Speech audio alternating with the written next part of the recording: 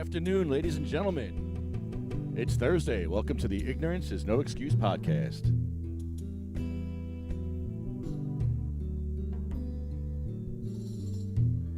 Quite a lot to go through today. We have Mikey coming in. We're going to play a few songs with Bong Holio. We're going to start off with a phone call to Alma Schneider from Two Moms, No Fluff. She was one of the organizers for the Montclair Abilities Pride Parade. Amazing, amazing parade. I'm still getting set up here. We're in Bayonne, as you can see, and I'm not really sure about all the equipment working here. I think we're good. I don't know. I never know. I love doing live radio because you never know what's going to happen. Because we don't have a net here. Live radio without a net, and nobody's doing this. And, you know, this is actually the best show that nobody will ever see. Honestly. The activism that we do on this show is unparalleled. Just today, I went to Cody's office. Yes, I went to Senator Cody's office today. He gave me this beautiful award here. And it says his name on it. So I spoke to the secretary. I said, listen, he signed this, right? Like, I'm not crazy. He signed this award, right? She said, yes. I'm like, this award is legit, right? This is like not a fraud, right? He's like, yeah, this is real.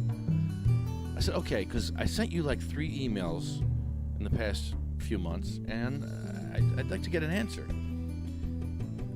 Senator Cody sits on a committee in Trenton that has no disability access anymore. For years, disabled people have been asking for online work, online school, online church, online council meetings, and for 19 months, the government gave us those things. But the government gave us those things for healthy people. They weren't thinking about disabled people. However, disabled people enjoyed the fruits of those labors, and disabled people for the first time were able to take part in council meetings all over the state, committee meetings, and now they're going back to in-person meetings, and disabled vets are going to be locked out again. Well, not without a fight. Not without a fight.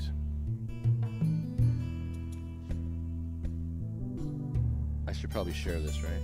Yeah. Maybe I should share it. Let me get my stuff together here. Hold on. This is why we play the theme music, to get myself set up here, and give me a few minutes to, okay, hold on. All right. There it is. Share to. Let's share it over here. I'll share it here. We'll share it here. We'll share it here. And we'll share it here. And we'll share it to Hetty too. Share it to Hetty. Let's share everywhere. I don't care. Let's do it. We got a lot to talk about today. And we're going to be smoking some really good cannabis because I'm in a lot of pain. I had a lighter on my neck all week. I'm done. Don't tell me how you all been down when you smile in my face and you play me like a clown. I'm mad dad when I calm down. Strap. I thought you were my piece, but you play me out. Now I'm mad as hell and I'm full of doubt. Who you want to roll with? Who you wanna roll with? Let's roll. Who you wanna roll with? Who you wanna roll with? Lefty. Let's roll. Smoke him if you got him. That's what I'm gonna do right now. I'm back on the scene. It's time to get mean. I'm a lean revolution machine. Won't want people stay, they sway. Today is good as any day. Y'all feel slightly dis, let's resist. Raise your fist and pump like this. Promises all the time. Don't cross the line, and you know it's mine. Who you want to dab with? Come on, dab up with me. Let's do it. Let's go. Who you want to roll with? Who you want to roll with? It's dab time. Let's go. So if you're in pain, you're suffering, we're here for you. We're here to talk about things with you. If you're in pain just like we are, we get it. We get the emotions that come along with that pain. I was very emotional all week. So if you're emotional, in pain, give me a call.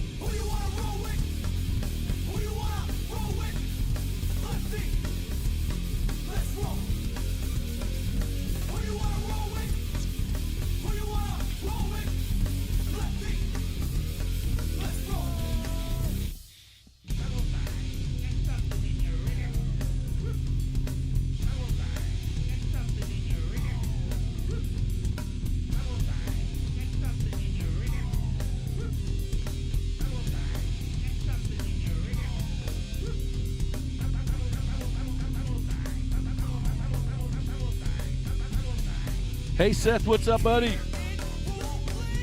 Who you want to roll with? Seth. Let's roll.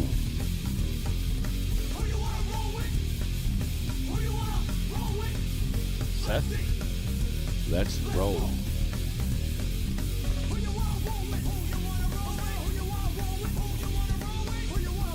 Oh, no. Let's set up. I love it.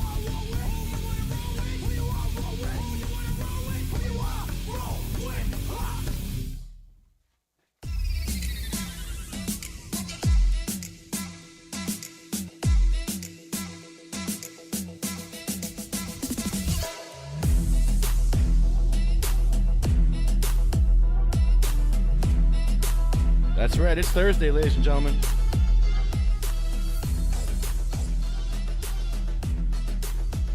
Setting up my phones now.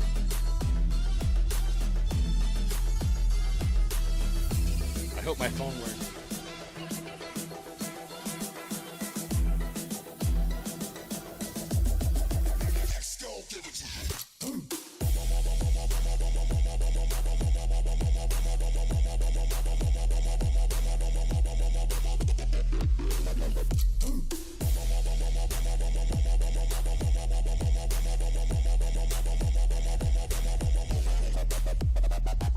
So all around the state, all around New Jersey, awful wheelchair access, awful treatment of the disabled.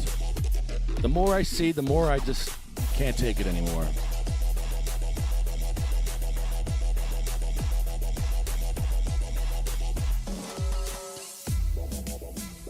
So we're going to talk about a lot of things today concerning disabled people and how we're going to help disabled people in USA, especially in New Jersey.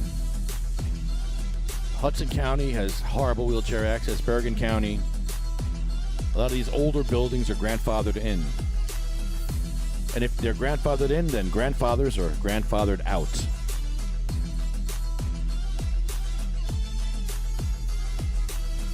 And I think we're to the point where we're going to get arrested. I think we're at the point where we just want to get arrested.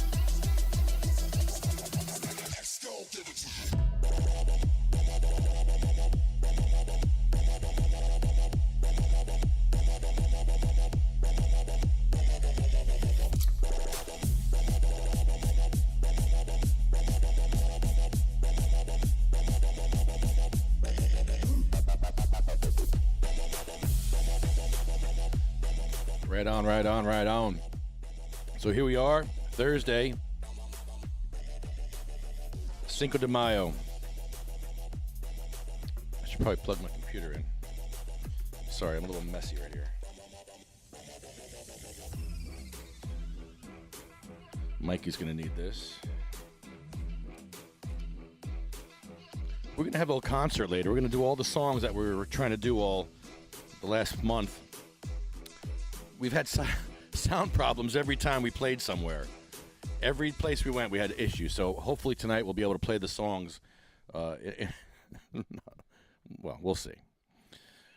Let's make our first phone call.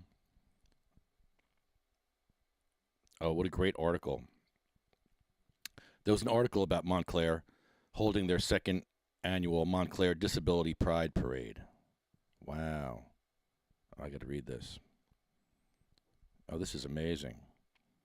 Hundreds gathered for the second annual Montclair Disability Pride Parade on Sunday, May 1st. It was a day of pride, celebration, awareness, and education for people with disabilities and allies, organizer Alma Schneider said. The parade met at Hennenberg Field and ended in Rand Park, where a rally was held. 12 years ago, Schneider began opening up her home on Fridays to parents of children with disabilities, creating a support group called the Montclair Friday Group. The group now has 350 members. Schneider said that the idea of a parade came about in 2021 in response to a perceived lack of acknowledgement and activity for Autism Awareness Month by parents of children with disabilities in the Montclair Friday Group. During COVID, with so many extra challenges for children with disabilities, there was a desire to celebrate their children's accomplishments. The parade was such a success that we decided to make it a yearly event. Yes. Yes. Yes, yes, and yes. All right, let's see if my phones work. If not, we're going to have issues. Let me get this ready in case we don't. Oh, boy. How embarrassing if my phones don't work today. All right, I'm set up. If the phones don't work, I'm set up. All right, let's see if this will work. Please work. All right. Phone. Okay. I don't hear anything. Hi, Alma. Hold on. Can you hear me? Hold on. Hold on. Got my phone not working. Hold on. All right. Can you hear me now? Okay, that's better. Okay. Alma, how are you? I'm good. How are you doing? Did you get the text I just sent you? Yeah, that was an amazing article. Yeah, I'm so glad. I just read it a little bit. It's so cool. You guys deserve all the acknowledgement and credit for. It was such a beautiful event, and seeing everybody so happy, and it was just really. I cried a couple times, and I'm a tough guy. Oh, I'm pretty tough, and I was crying twice. you look like a tough guy, especially with that mask. You can't tell what I look like. You probably don't even know what I look like. I don't. But I can imagine. I have a wild imagination. Okay. There we go. I'm fixing my audio here. Hold on. Fixing my audio. I'm by myself right now, so I don't have a producer or anybody. So I'm like, okay. Okay, that's how we roll too. Doing my best here. Yeah, good for you. Yeah, Perfect is the enemy of the good. that's right. So, Alma, how did you get involved with the disability community in the first place? Well, I am a social worker. I'm a licensed clinical social worker. And 17 and a half years ago, my third child was born with a rare genetic syndrome. And once you're a parent of a kid with a disability, you become an activist. Yeah. Because you have to. In small ways, large ways, minute ways, dynamic ways. You just do what you can. Can you hear me okay? Yeah. Can you hear me? Yeah, I can. Okay. Yeah. So when I'm sitting outside, I didn't want to. It's such a gorgeous day. I have to take advantage to sit outside because I've been working all day inside. Oh yeah. Go outside, relax, get some sun, please. Yeah, it's nice out there. Uh-huh. But there was a plane that just went by. But yeah. So I, it took me a while to get publicly active. I was privately an activist for a while, and then when my son got older, I became more of a public activist. So yeah, everybody has their own journey, but mine, once you see and hear about other people's challenges, it's really hard not to become an activist and do what you can to make life easier for people who really struggle. Most people are just aren't aware of it until you mention it, and then they become aware really quick. It's like, Yep. whoa, I didn't know this was a problem. Yep, and your impromptu presentation at the parade was really very valuable, and a lot of people were really impressed by what you were saying. Not impressed impressed with you, but dismayed by what you were saying, the content of what you were saying. And it's really important that we all become aware and, do what we can and speak up, because there's a hell of a lot that needs to change in our society for people with disabilities and their families, because it impacts everyone and their friends. It impacts everyone. When there's an injustice for one, there's injustice for all. Yeah,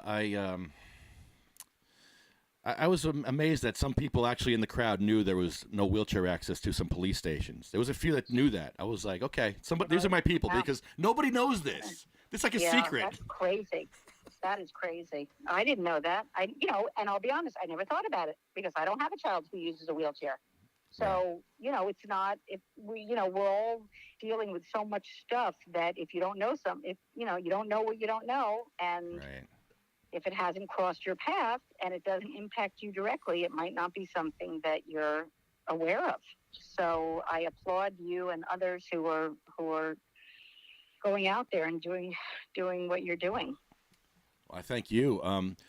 One thing that burned in my mind that really got me started, there's a few things that got me started on this. Helping cannabis patients in the beginning, seeing what cannabis patients go through. A lot of my friends are in wheelchairs and they're suffering. But one thing I noticed in Bayonne, one day I was walking down Bayonne and I saw a 10-year-old boy in a 400-pound wheelchair. Now, my scooter is a 200 and some odd pound wheelchair. And it's made to get in and out of.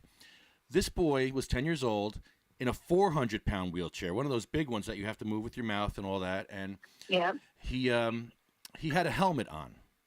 Okay. And you probably know what that means if they have a helmet on. Yes. And his life is at danger at any second. He can fall and have a drop seizure and crack his head open and die, basically. And that's what his parents are dealing with. That's what this boy is dealing with. So this boy was in this wheelchair trying to get in to get his hair cut, but they couldn't get the wheelchair in because there was a step there. And it was one of the saddest things I've ever seen in my life because this kid has his whole life ahead of him. 10-year-old kid. And this is what he has to deal with the rest of his life. How are we not helping children that are burdened with this? It's shameful, and not even able to get the wheelchair in the first place, which is what my podcast partner has a child with cerebral palsy, has quadriplegia, and what they have to go through to get their wheelchairs paid for is just, it is shameful. And these are, as you said, little kids who have their lives ahead of them, and they're already being impeded at these really young ages, and it is shameful. And we're trying to raise awareness about all things related to having kids with disabilities, because people, oftentimes are more generous with kid issues, and we're really, kids become adults really quickly, and everybody needs to have these services. They need to be paid for. They need assistance in paying for them, but they need to, if they're going to get a 400-pound wheelchair, they need to be able to get that wheelchair into every place they want to go. So it takes a lot of work, raising this awareness, and we shouldn't have to be doing it. It should just be a given that everything is every place you go is accessible. Yeah, it's pretty much shocking. What type of issues does your friend have with the wheelchair? She can't afford it, or they can't get them paid for? Well, they cost, as you probably know, different wheelchairs allow you to do different things. And as she got older, she needed to be able to move in different ways and to be able to sit up in certain ways. And I guess certain wheelchairs, and I'm not an expert on this, and I don't deal with it personally, but from speaking with her, you have to upgrade your wheelchairs. You have to, she has an eye gaze for her wheelchair. And all of these things cost a tremendous amount of money. And one should not have to be expected to pay for this themselves if we live in a civilized country. So I hear about these issues from her, and it's mind-boggling, and for people who really don't have any money and are so limited, their kids are limited in what they can do because of the lack of resources to pay for these wheelchairs. Some of them have manual wheelchairs, and you can't, people have to push them, so that hinders independence and all sorts of other issues. So it's, you know better than I. I'm still learning, and the more I learn, the more shocked I am, and the more I want to fight, because I'm just like, this is ridiculous. Yeah. Are you have you always used a wheelchair, or is this more of a recent? I injured my situation for you? I injured my spine in 2003. I've had Mm-hmm. multiple back surgeries. I have a fusion L5S1, artificial disc got froze at L4 L5. I had a 2-level cervical. Now I can walk, and Mm-hmm. there's days where I can't walk. There's actually days where Mm-hmm. I can't even move. So it Mm-hmm. depends on the day where I need my chair. And I hear all kinds of stuff because people have seen me walking and then they see me in the Yeah. chair and they're like, oh, you can walk. I seen you walking. I seen you pull the chair out of your truck. And I'm like, Oh my God. yeah. And you never seen somebody walk out of a wheelchair? Like, it's a Yeah. scooter. What do you do? Like, and then Yeah. I'm like, here, look at my scar, and I'll show them my scar, and I'm like, do I have to go through this every time? People are terrible. They really Yeah. are Oh, mean. yeah. And I can imagine Ignorant. children go through. My friend lost her leg when she was about 4 years old, and Mm-hmm. she was teased horribly in school because the kids, make fun of her because of Yeah. it. And I mean, it's like we need to create awareness for children, for adults, for Yeah. Yeah. everybody. Yep. There needs to be, it needs to be a part of the curriculum, learning about ableism and learning about, differences. And it is, as I said, my son is 17, and I've watched the same issues come up over and over and over again because I'm running a group for 11 years or hosting a group for parents of kids with disabilities. So it's been very interesting for me to watch and see how the same issues you think you get a little bit accomplished and some changes are made, and then the kids kind of graduate and the parents are not there to advocate anymore or to be watchdogs. And then so I've been able to watch things get better in some areas, and then it starts all over again with the younger generation. Yep. And it's horrifying. It's like people think that people aren't watching, and not as many are. I just happen to be in a position where I'm seeing it because I'm hosting this group, and we have younger families coming in all the time, going through what we went through years ago that we worked on. We thought we had implemented change, and they just it starts up all over again. What we should have is people in wheelchairs reading to children in the libraries. Yep, things like that. Normalize Mm-hmm. it. So, like, a lot of kids are, they don't know what to do when they see someone in a wheelchair. They're afraid to Yeah. ask, and just come up Yeah. and talk. They're just regular people. Just come up and talk to us. Yeah. I will say that that's not everyone's. I've recently been hearing about disability activists who say, "No, you don't come up to me and ask me. It's none of your business. Right. It's private." Right. So there's so many. I think that what people in the communities are concerned about is that there are differing opinions and feelings about this, and people don't want to make a mistake, and they don't want to offend somebody. And if they've heard somebody say, like I tried to offer help to someone, or I actually used to work with a woman who was hit by a car, and I was sort of her home health attendant when I was in graduate school. I would spend the night with her, and she paid me, privately, and she had 24-hour care. And she would get furious and she used a wheelchair, and she would get furious if someone tried to help her because she didn't ask them to help. And this, people think that they're being helpful. And then, she would scream at them, and they probably would never do that again. But people want to be asked, do you need help? And not everybody thinks about it that way. They just think, okay, I see someone in need who looks like they're in need, and I'm trying to help. So it's just, that there are so many different ways people approach disability, and there's no protocol that's the same for everyone. So I think people get concerned, and they don't want to ask a question. They don't want to approach someone or make eye contact because they don't want to offend them. That's, I'm giving people the benefit of the doubt. Yep. Some of the people, not all, not everybody deserves the benefit of the doubt, but I think that is a segment of the population that they do mean well, but they don't know what to do. And there is, people can be very hostile, whether they have a disability or not. And, with the parade that we just organized the other day, we were very cautious about not, about language, we had an ASL, American Sign Language interpreter. I'm sure we left out certain um, tools for people to be able to participate. I don't know what they are. We need to educate ourselves too. But I know that, some people under those circumstances, people with disabilities get very, very angry, very offended. And there needs to be a way for us all to work together for the common goal of improving what exists now.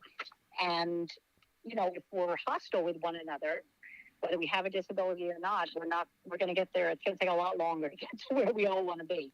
Yeah, that's true. There's a lot of infighting in a lot of the groups, and I think another issue is there's some mental illness in a lot of people that maybe like I've dealt with that, not myself too, but people tend to like in the activism that I've seen, I've been attacked by other activists occasionally, and then they'll be friends with me a couple months later, but the attack is so brutal, and it's like, why are you attacking me over something stupid? Then we're friends again a couple months later, but the damage is done already.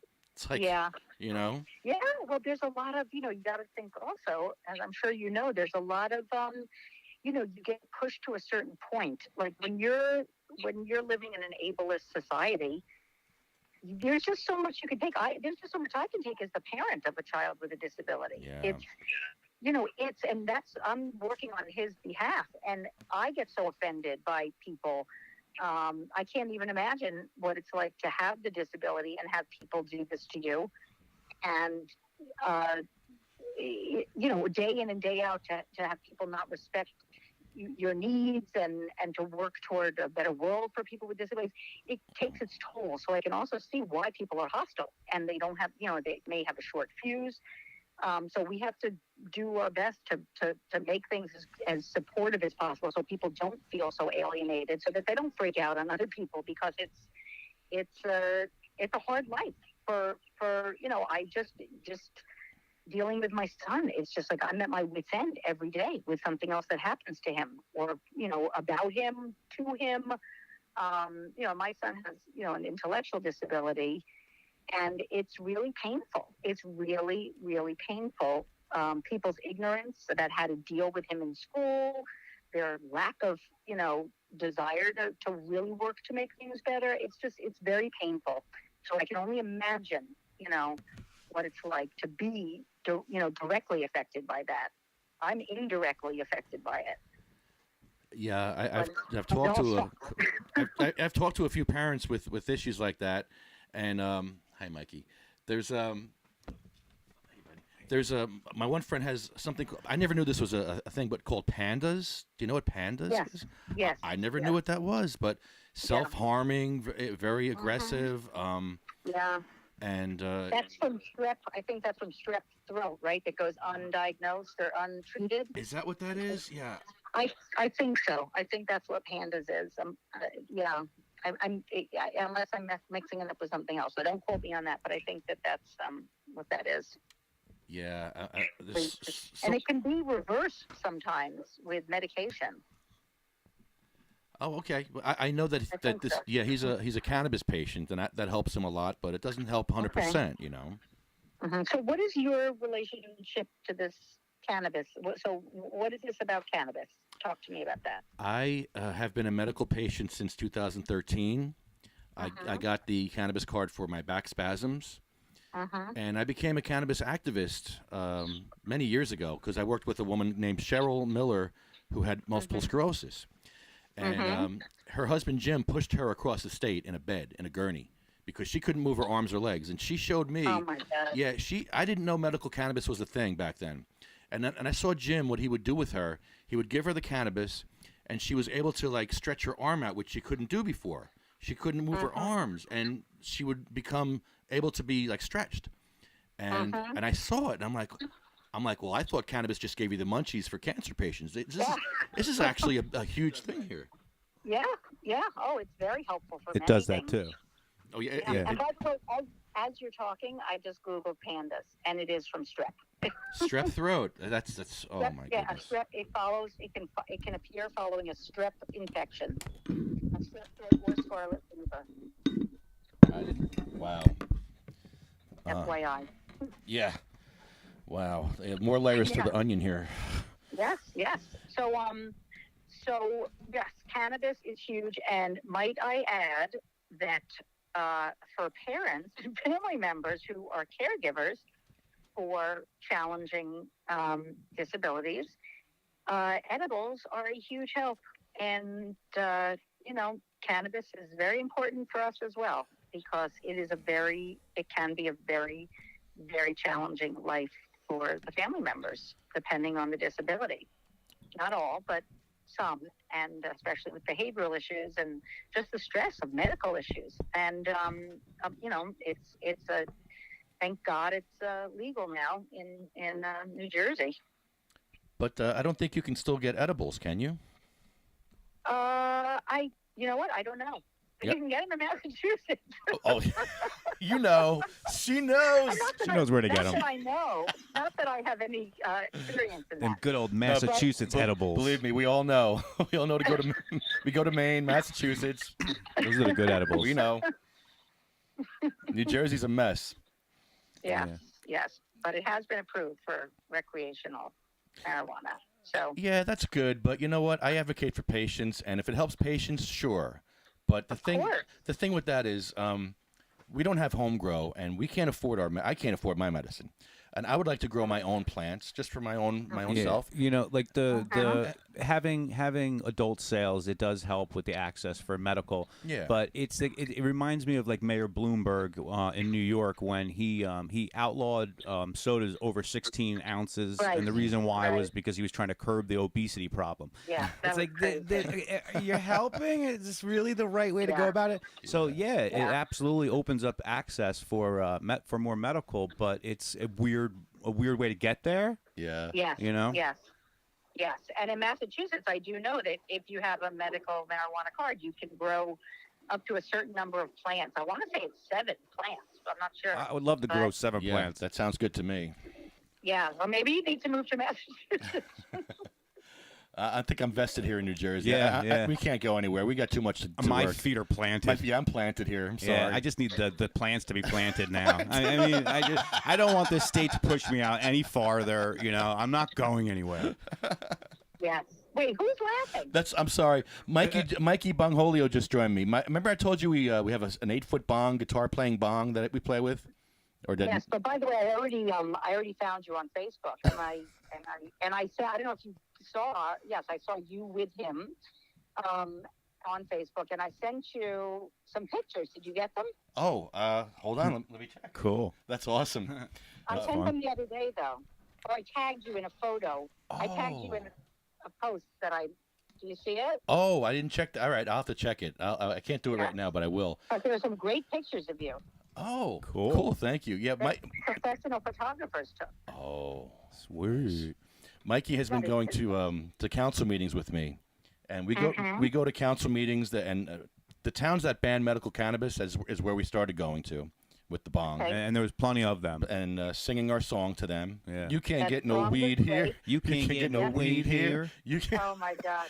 And so it's been a journey for us, and man, it's been a hell of a journey. A heck of a journey. This year has been journeys. This year has been this year amazing. This year has been like we're just going balls to the wall, you know, dialing it up, you know, top speed, level 10. Well, I love your Step is a Wall song. Did you write that Step is a Wall song? Yes. I couldn't get it out of my head. The song's incredible. Oh, good. Yeah. Good. We rented time in your head. Good. Oh, Good. it was great. We rented real estate in your head, then we're winning. Step is a wall. A step is a wall. Hey, hey, ho, ho. That ugly step has got to go. Hey, It's got to go. It's got to go. That added a lot to our march. That was awesome. People loved it. People so loved it. yeah, we have to release that song, Mikey, because it's a fantastic song.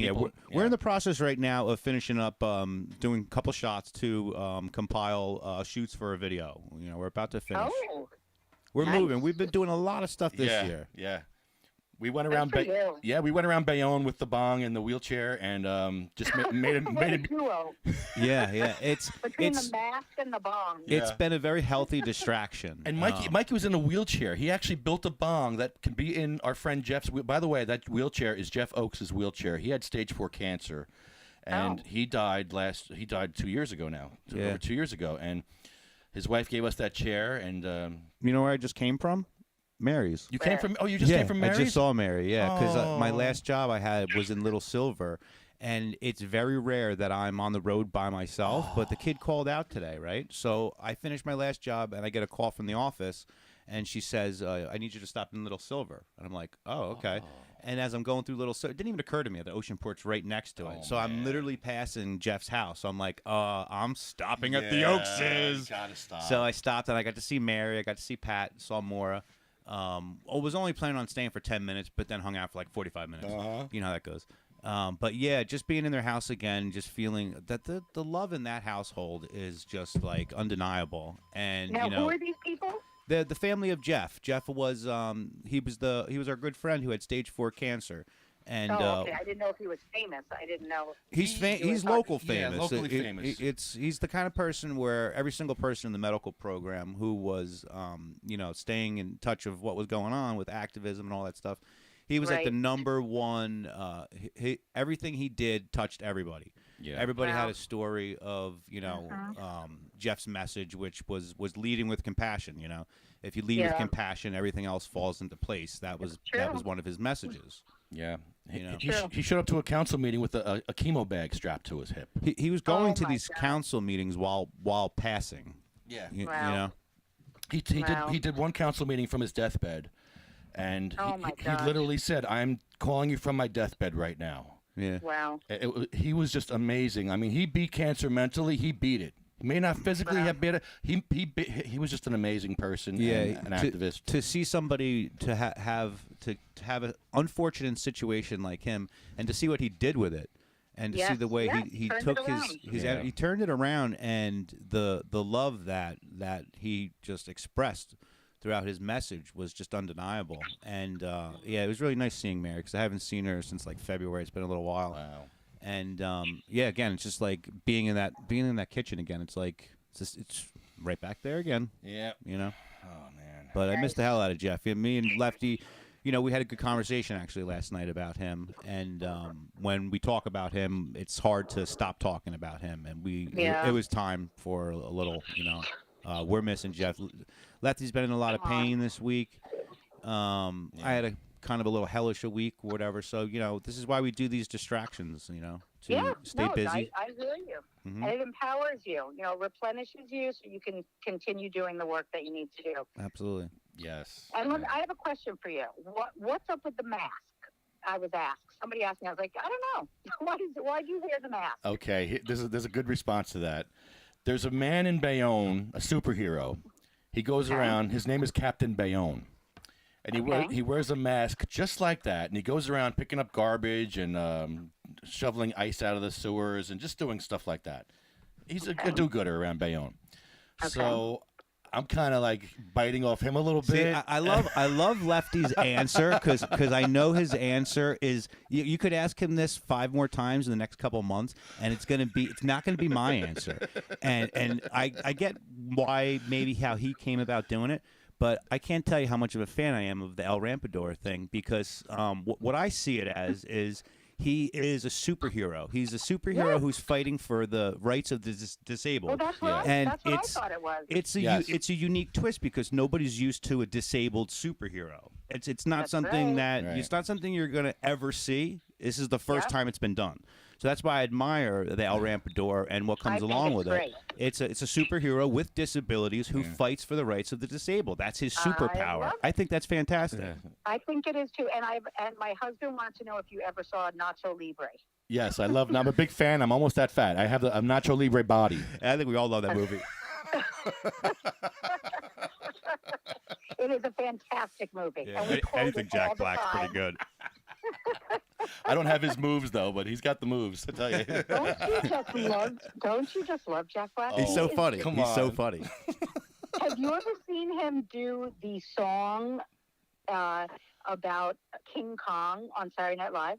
No, but I'm sure it's fantastic. Okay, we'll have to Google that He next. was, he was in the movie King Kong, Oh yeah. and you need to Google Jack Black SNL King Kong We will. song. It is one of the funniest things I've ever heard in my entire life. I'll tell you, one of my favorite movies he's in is Orange County That's he's got a funny role in that. But I mean, all his movies are Orange great. what? Orange County? What's yeah. that? Tom Hanks' son, Colin Hanks, is like the lead role in it. Really? Yeah, it's like a bunch I of. never heard of it. Yeah. That's maybe that's why I'm mentioning it because it's one of the weirder like unique Jack Black films. But that's a good one to check out. Cool. And Yeah. Tom Hanks is in it? Tom Hanks' son, Colin.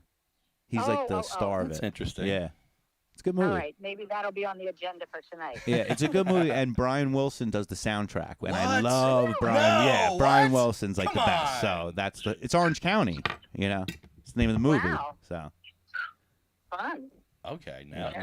fun. Yeah. All right, so what's going to be our next Such dorks. collaboration is what I want to know. Yes. When is there a New York parade coming up in July? Yes, there is. Okay, good. Yes, there is.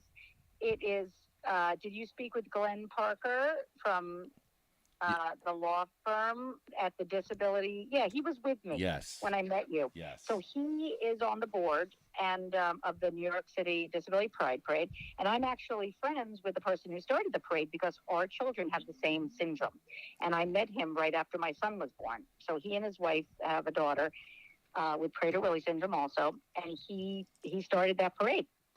So that is, it's happening in July. I forget the date, but you can look it up. It might be postponed. I'm not sure, but it's supposed to happen in July. And we were at the first one, and it was so incredible. There were just thousands of people. It was really incredible. Have you ever been? No, but I would love to. Oh my God, you have to go. Yeah, you'll be blown away how populated it is. It's just a joyful event. So many people performing and speaking. Just incredibly beautiful event. Wow. Lots of advocates. You want to play guitar, Mikey? Maybe Yes. you can get a yes. Yes. He wants to play. Okay. Yeah, you can get up there and perform something. They have performers. There's this amazing singer who I'm actually Facebook friends with now. I'm forgetting her name, but I met her at the parade. Yeah, there's a lot, it's a little hidden, all this stuff. They do a good job of, promoting it in the city. This is just our second year of our parade in Montclair. So we're very happy with how it's growing. And we hope to make it as big as the New York one, or close to it. How do you advertise for it? Because I would have went last year had I had known about it. I don't Yeah, know. you would have. It's very Yeah. grassroots. So Yeah. we were just doing social media. We asked all the schools to send it, digitally to every school in Montclair. We put up posters in the local businesses, and we just, we spread it all over social media, on Twitter, on Facebook, on Instagram. So we're still small potatoes at this point, but we will be building it. This was basically me doing it. So I tried to just have everybody who was in it, share the information about the parade, just to have it go out exponentially. But we're still getting it started. Well, hats off to you. That's incredible. Yeah, thank you. Thank you. Well, I had some help this year. Last year was pretty much, just me. And this year we got the Montclair State University Disability Caucus joined us, as well as the People with Disabilities Advisory Committee for the Town Council to support it. And yeah, we hope to just grow it and grow it and grow it. Are there any friendly politicians that you have been working with? Yes.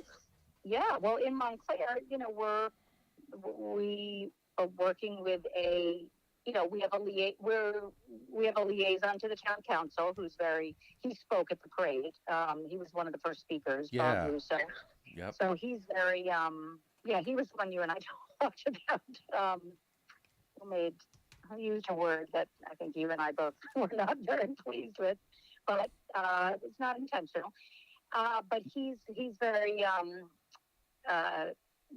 open to having us. He's the liaison to the disability committee, so he's helping us. We're really trying to make everything accessible. We have someone who's got MS involved with the board, and he used to be on the board, on the advisory council. He has MS, and he uses a wheelchair, so he's been active in trying to get everyone. It's just that if it's an old establishment, this is what I find so ridiculous. If it's an old establishment, an old building, you can't force them to put a ramp in, and that just doesn't seem legal. But apparently it is. They don't have to be accessible if they're from an old building. So maybe we need you to come to one of our. You know what? I think we need you to come to one of our people with disability committee meetings. I'm there. Yeah, you would be all over that. Yeah, I'd be all over it. Yeah, because Montclair. You and I are going to talk. And there's Zoom. There's Zoom meetings, so you don't even have to come in for it. Good. There's things these towns could do. They could pass an ordinance when a new business moves in. The new business has to get your CO, your certificate of occupancy. You have to comply with the ADA. If not, you don't get your CO. It's not the new businesses that are the issue. It's the old businesses. Right. The old buildings that are not ADA compliant. So that's what I find so odd that they're not being forced to change it. I don't know. I mean, at least to have an accessible entrance and exit. I just don't understand. So I would love to have you come. Yeah, when it comes to public buildings, yes, all day. Mm-hmm. All day on that. But which places in Montclair are you talking about? Businesses, like, as I mentioned, my podcast partner used to live here. She now lives in Michigan, but she lived in Bloomfield, and she said there were so many places, Bloomfield, New Jersey. She couldn't take her daughter. She couldn't take her daughter to so many establishments because they weren't wheelchair accessible. And she had this motorized wheelchair, as I mentioned. She has the eye gaze, and she's this big, if you look on our Facebook page, you'll see her in the wheelchair. It's, our podcast is called Two Moms, No Fluff. And we, there are some pictures of her, but she couldn't go into a lot of the restaurants. And it was a real issue. So, it's a reality here. We need to go to Bloomfield, Mikey. Yeah. Well, Bloomfield and Montclair. I'm talking about Montclair. She used to come to Montclair. Oh, on Bloomfield Avenue. Yeah, but no, she lived in the town of Bloomfield, but she used to come to places in Montclair. Yeah, in Montclair, Bloomfield Avenue is in Montclair also. On the hill there. And what'd you say? On the hill, there's very bad access. I think there's a lot of steps on that hill. Which hill? That main street by the dispensary. Is there? I think there's steps over there. Oh, maybe. I'm not sure, but she had a lot of challenges, getting into places. So yeah, it's a real issue here, and we need to work on it. So we need your help. So I'm gonna request that you be present at one of our upcoming meetings. Absolutely. Yeah, that'd be cool. Yeah, totally. So Great. Your podcast is what's it called? It's called Two Moms. Two Moms, No Fluff. Two Moms, No Fluff. That's great. That's a great name. I love that. Yes, and we're very raw in it. We talk about the real issues. There's no fluff. We talk about how we don't have room in our life for fluff. Ain't got no time for that. Ain't got no time for no fluff. For that. Well, you said there's no time for that. Ain't got no time for no fluff. Yeah, we ain't got time for no fluff. So we just talk about, we're real, and we talk about the issues that we experience with our kids and out in the community. And, it's really for people who have kids with disabilities, but also for allies to learn what they can do to help, the disability community. And we just started the podcast in January. We're getting great feedback. We're already on, they post our podcast every week on a website for durable medical equipment for kids. That's called Firefly Lecky.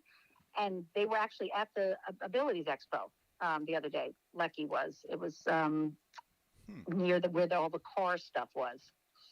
And they put our podcast on every week there on their site. And we're really excited because we were contacted by a social work psychologist, continuing education course website where they provide workshops for people who need continuing education to keep their licenses for social work and psychology. And we are going to be doing a course for people who are in the in these helping fields to learn about what it's like to be a parent of a child with a disability, so that they can learn how to better deal with our types of families. So we're getting some good play. People are really coming out of the woodwork, talking about their need for support for their families, and just have a place where people get them, where people, they don't have to, they feel comfortable listening to our stories, and because what we're saying is kind of universal in the disability community, just talking about what life is like, and people need to have community, and have people who understand, what it's like going through this journey. So we're really happy about doing it. It's very cathartic for us because we've been through the ringer, and our families have. So it's nice for us to talk about it. We happen to be friends, and so we have a good rapport, like you two, and we share our stories, and we provide strategies for people to deal with the schools, with the community. We talk about when your family isn't helpful, how to be more helpful as a family member, relatives. We cover so many topics. We've already we've already recorded 26 episodes. We're recording 10 more next week. We're going to do a full year of podcasts, and then see where we are. Goal oriented. Yes, awesome. I love the goals. Yeah. Well, we're more than halfway done recording them, and they come out every week. They're on every place, every platform where you can get podcasts, and we're just, we're doing our part. They're free, obviously, they're podcasts, and we're just, we're sharing the love, and we're really enjoying doing it. And it's, allowed us to meet people like you guys. Yeah. Which is really awesome. And it sounds like we all share in being micro-ambitious, because that's one thing that we're very micro-ambitious with a lot of things, and then something winds up maybe turning into something bigger. But it sounds like you're getting a lot of response and feedback, which is great, which is the whole point of all this. Yeah, it's really, we're all in this together, and we all have to help each other, and hopefully some changes will be made. They, some already have, but it's hard. It's an uphill battle. It really is. Mm-hmm. But we're still at it. Did you happen to attend virtually the Law and Disability Conference today from the New Jersey State Bar Association? No. I'll send you the link. There was some really good workshops in there today. One of the workshops was services available to individuals with physical disabilities, and then another workshop was Medicaid services available to individuals with intellectual and or developmental disabilities. And I'll send you the link. You might be able to rewatch it. Rewatch the program. Yeah, that would be great. It was really good, amazing, and Good. I'd love to see that. I'll share that on our Facebook pages. Yeah, it was. And Instagram. Yeah, it's the Community Health Law Project. They're really cool. They're good people. All right. Good. Yeah, it's got to get in with those people too. They're going to make the changes. Yes. Oh my goodness. All right. Well, I hate to go, but my son's going to be home any minute. Gotcha. To prepare for his grand entrance because it will take over our house, and you won't be able to hear me anymore probably. But this has truly been a pleasure. I love the impromptu nature of this interaction. Yes. And I think we're going to have once we start having speakers, I'm calling you guys back. It'll be like the Howard Stern. What's her name? Robin. Let's do it. Yeah. Robin. Mm-hmm. Yeah, we got to have the duo. Robin Quivers. Shock job. Yeah. You got to be a little shocking, and that's another reason why I wear the mask, is to be a little more shocking and to be flamboyant. Another layer of getting attention. You know. No, I got to tell you, believe me, you're very noticeable in a great way. I loved it, and people were talking about you. After the event, they were like, "Who was that guy?" They were so impressed, and I felt like a superstar having thought to bring you up there at the last minute. And I realized we didn't have anybody who was using a wheelchair present. We had people, the first person who spoke, she didn't say it, but she has cerebral palsy. Mild, obviously, because she was, ambulatory, but she had cerebral palsy. So, in my mind, we had covered our, physical bases, our intellectual disabilities, neurological disabilities. But I was like, oh my God, we don't have somebody who's using a wheelchair. So that clicked off a box for us. Boom. In terms of, representation, but also what you had to say was really awesome. And people were really into it. You met my friend Annika, I heard. Yes. She's great. She's amazing. And,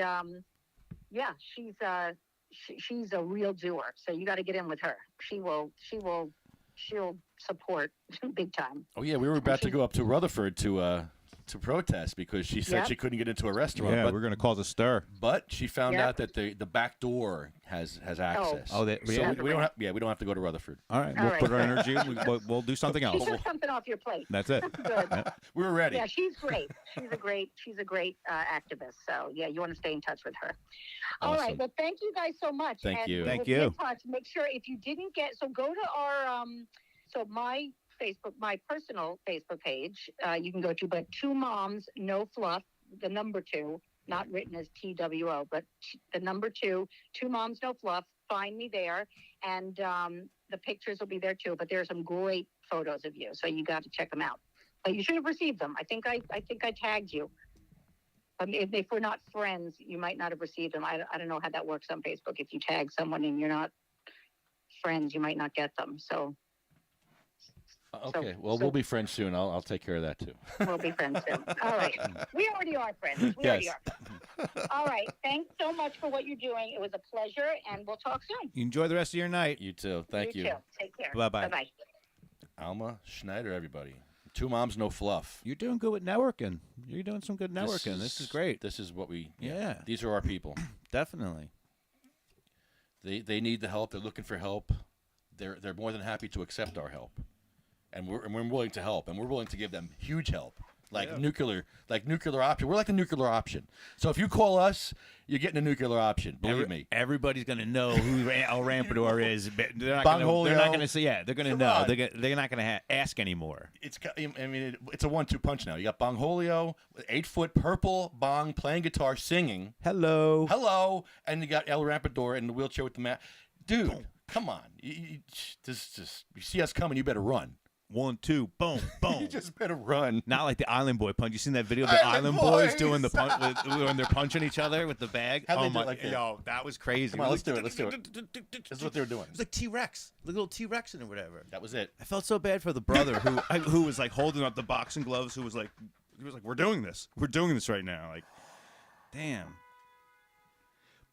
But I think they know what they're doing because he said before he started unloading those really weak punches, he said, and no rapper can do this. Listen, you have to be able to look at that and say they're not taking themselves serious. They know what they're doing, and they know they're being a joke. Yeah. They have to. That can't be serious. No. No rapper would say that. Did that video get any hits? Oh, that's probably like 13 million by now. I'm sure it's They know what they're doing then. Right, exactly. Keep going, Island Boys. Yeah, keep doing your thing. Good for you, Island Boys. Right? Fly Soldier. Kodiak Red.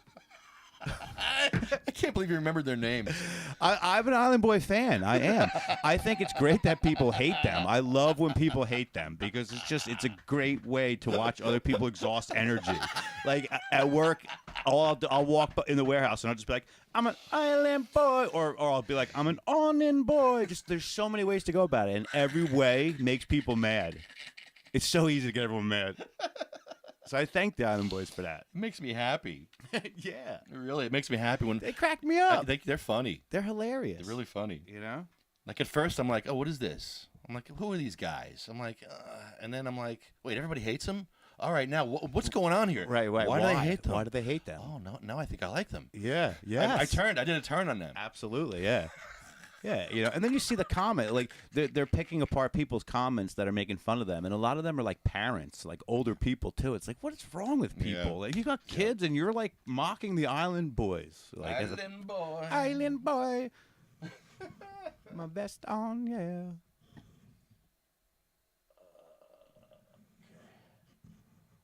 So we got a Bayonne set up here. This is great. This is cool. Back in Bayonne, Yeah, man. this is nice. I like it. We can smoke here, not worry about anything. We can Back in Bayonne. wheelchair access here. Mhm. You know. We got the Bayonne Babes, the 2 girl police that we love. Oh, what If was we their get names? I don't know, but if we get arrested, I want it to be by them. They're cool. They're so cool. So explain to me, how are the cops going to arrest you? Run me through this. How the cops are going to arrest you? To be honest with you, you don't need to be asking me this question. I can't offer up that answer because the truth about it is I would love to ask them that question and see exactly how are they going to do that. I don't know. You're not going to get out of the bong. Why would I? Why would I comply with anything if they kidnap me? If we're protesting, right, and they decide they're going to kidnap me, Right. I'm Adam Kokeshing it all day. I'm not complying. I'm not doing nothing. I'm not saying anything. I hope I won't have any clothes on. You're going to be naked that day, right? Yeah, so I Okay. guess we have to anticipate that maybe the next couple times could be the arrest time. So do I have to, I'm going to be naked each time? We got to pick a day where it's not A warm day. cold. Yeah, we can't do this on a cold day. I don't want to be embarrassed, especially if it's the Bayonne Babes. We're thinking this through. I'm scared. What if the Bayonne Babes show up?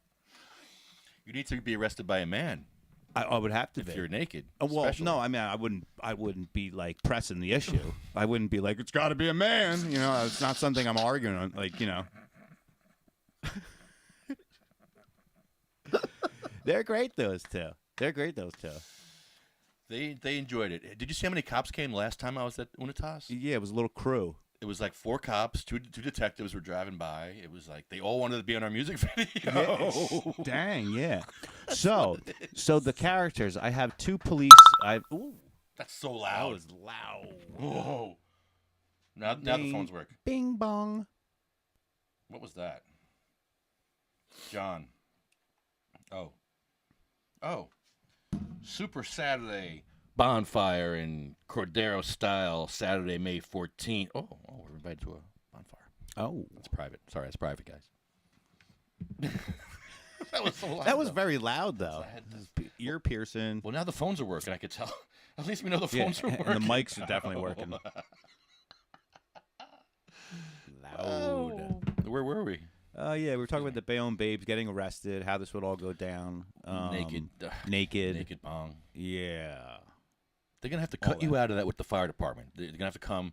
Like if we were in a wheelchairs chained up, they would have to come cut us off the wheelchairs. Like if we were chained to a tree, they'd come. The fire department comes, and then they arrest you. Yeah. They have to cut it with a tool. They have to cut you. What tool would they use? We should go to the fire department and ask them, what would you use to extract a bongholio from? There'd definitely be one dude sitting there. He'd be like, "We use a grinder carbon blade." Like, no big deal. No big friggin' deal at all. Number 22. Number 22 carbon blade grinder. Okay. All right, that's how it's going to be done. All right, have a good day, gentlemen.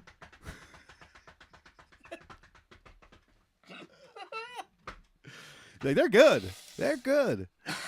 We have to do that. We have to go to the fire department See how that goes down. and ask them, if you get arrested, how would you cut him? How would you cut? Yeah, well, what's the method? It's the method of choice. Just to make a video, just because. Yeah. For no purpose, just for intel, for us. Intel. They definitely not using a utility blade. No. No. They're using something, not scissors, not a jigsaw, not a. No, it's got to be a grinder. I would think, yeah. Grinder carbon blade number 22. To be honest with you. Are you gonna scream when they're cutting this off you? To be honest, I really haven't thought too much through other than the fact that I wouldn't be compliant, I wouldn't be saying anything, and I do think there'd be screaming involved. So would I be screaming, "Don't break my bong, don't break my," I don't know. Ouch. Ouch. Ouch. You're hurting me. Mm-hmm. Oh my God. Yeah. I just start doing the Charlie bit. That really hurt, Charlie. That really hurt, Charlie. Oh, Charlie bit me. Charlie bit me. Just try to tie in like an old internet classic to like a new what would be a viral video. You know, the bong getting cut open doing the Charlie bit me bit. Oh my God, that'd be a hit. Oh, that really hurt, Charlie. Oh, Charlie bit me. That's Best body cam footage ever. That's gold. Like, because I'd be screaming, and then all of a sudden that would be my voice. It would be calm and just like at ease. That would rock the senses. They would have to film it somewhere. They'd have to do it there, and then the body cams would have to be watching it. And then I'll be naked going, Charlie bit me. Oh my God, they open up, they pry you open, and you're just in a spread eagle. Spread eagle, let it all hang out. To be honest, that might be a fun moment doing opening the opening of the bar. I'll be like, this is never going to happen again. Enjoy this, Mike. Enjoy this. The opening of the bar. If I could enjoy it. Just spread your... Unless they cut it from the back and then go that That's way. even better. Goatsy. Yeah, but I wouldn't be able to see it. Yeah, but you could do the spread. You could really show them something horrible. Oh, like yeah. Like show them, yeah. Just give them that. Give them the good Give view. them the old ass face.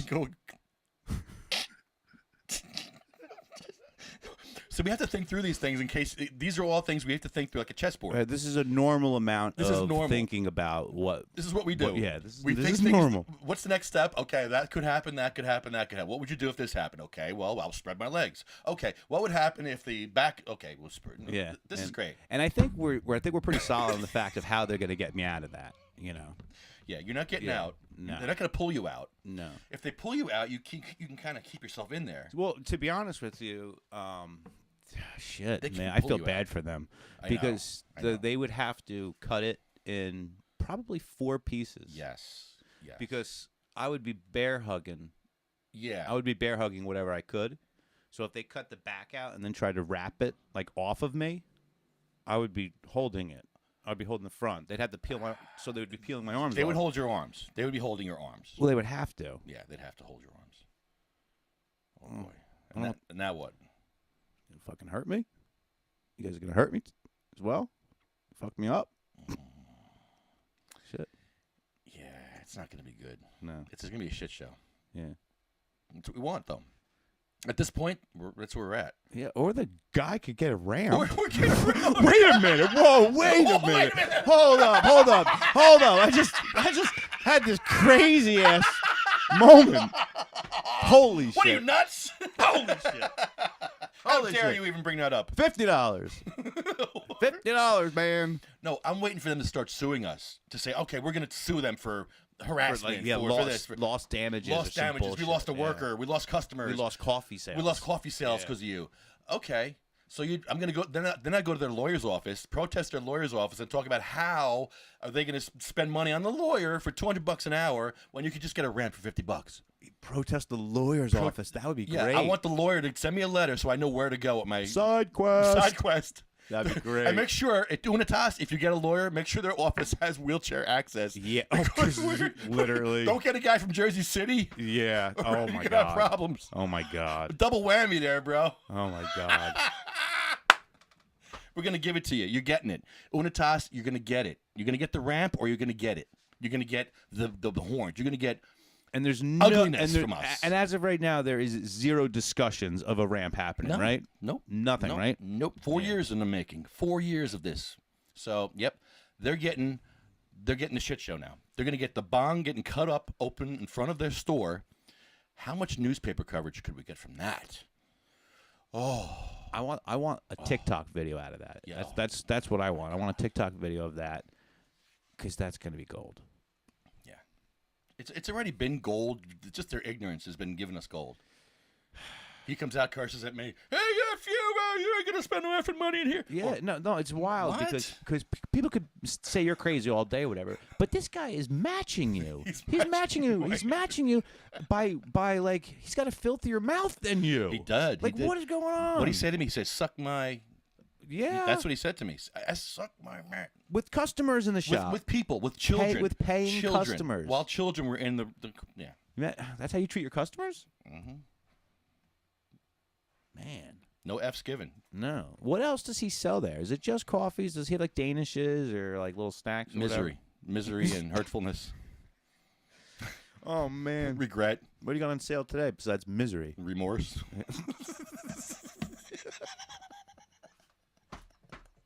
That guy, man. Yeah, he's something else. He's stubborn, man. He is stubborn. Okay, good. So am I. And the fact that they're fighting us on that corner, the most busiest intersection in Bayonne, we'll just create awareness all summer. We already got a ramp down the street from the. She's going to give us a ramp. Yeah, see, you So- know, it's wild. You know, the guy is stubborn as hell because you know for a fact that the police every single time has mentioned to them like, hey, you know, the ramp, you know, they're doing their job with trying to mediate and trying to resolve the issue. I know they are. We've Yeah. seen them in action. Yep. Seen them multiple times. Yep. Trying to resolve the issue. You know, and they've been good. They have been good, you know. Besides the little talk here and there of disturbing the peace, that's got to go. Every time they say that, it's like just everything's been great, but let that just fizzle that out the window here, you know. First disturbing Amendment. the- Remember, yeah. First Amendment. Remember your oath to the Constitution. Right. Where's the parameters of the protest? I mean, Yeah. I've got to keep it down? Keep it down. How's the protest? Keep it down. 100 wheelchairs. Keep it down. Doesn't make any sense. I'm one wheelchair. I got to be loud. I'm fighting for the wheelchairs that can't make it, that are sick and home, Right. dying. Imagine there's 1,000 other people here. No one showed up. It's just me right now. Just me. So It's a protest, dude. yeah. You know, like I want to sing the diarrhea song when they have outdoor seating. I want to just say, I want to write a really awful diarrhea song. that's great. I really do. That's great. Let's do it. Just horrible, horrible song. Blare it. And blare it. Just sing it. I want to get one of those cones, those the cheerleader cones. Since the bullhorn is offensive, unless you want to get arrested, I'm going to start using the cheerleader. I tell you, I trip out over the one in a blue moon customer who's like in there loving it. That's always tripped me. I'm like, I feel mixed feelings about it. Mixed feelings. I see them thoroughly like being enjoyment or whatever. Yes. So that's a nice feeling. You're like, they're feeling really happy and good. But then at the same time, you're like, well, we're trying to upset the customers. That's when I go like this. Keep your wheelchairs high! And I just keep doing that, and they're like, oh my God, what is that? That's the best note. Why do you do that? Why do you do that all the time? That's so loud and obnoxious. Why do you keep doing it? Stop it. Please stop doing that. Yeah. Why don't you stop? Or get a ramp. Or get a ramp. Or get a ramp. Man. And you get diarrhea songs all year. USA! USA! You got to do that. That You was got a to good do one. that. No, that's fair. That's gold. That's gold. You have to. And the power of Christ compels you. That was a good one. The power of Christ compels you. You're in the right in both of those areas. If someone starts acting like that, starts chanting that USA, talking like that, you back off. You back. What are you gonna do? Are you gonna USA them more? You know what I mean? Had to do the USA. Had to. It's part of the whole thing now. It's a crutch. When you do USA, when you scream USA at other citizens, it's a crutch. Automatically, they're just like, I don't know. I don't know what to say. I'm at a loss. I'm at a loss. America, America, America. Yeah, and now I had this happen for you viewers who are listening. I had this happen to me in a real. Break it down. Wait. Real. I had to break this down. Where were you? What happened? Okay, so I was great. living in Ortley Beach at the time, right down the street from Seaside Heights, and this was Donald Trump was doing a rally. And it was right after he had gotten elected, and he was doing rallies all over the country, and there was one in Seaside Heights. So it was on a Saturday morning. I didn't have work, so I decided that I was going to make a giant sign. The march that they had that day, they were calling it the March to Make America Great Again. That was how it was promoted. So I made a huge sign that said March of Morons, and it was gigantic. And I took the sign, I walked through the crowd with it, and I didn't really know what to expect, to be honest with you. But they wound up all pushing me, and I got kind of pushed around by a bunch of Trump supporters, and they were pushing me back and forth. They took my sign, they broke the stick that I was on, all that. And then afterwards, as I was getting like escorted away by an officer, all of the Trump supporters started screaming at my face, and they were going, USA, USA, USA. And it was a very, very, very strange, peculiar moment. Didn't make any sense to me because, I mean, like what? Yeah. Screaming in my face.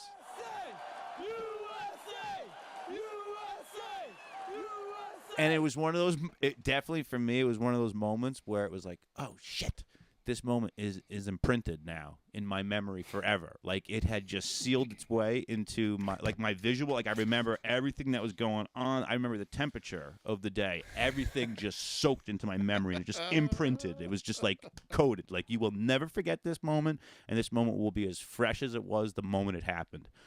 And that happened. I remember the temperature of the day.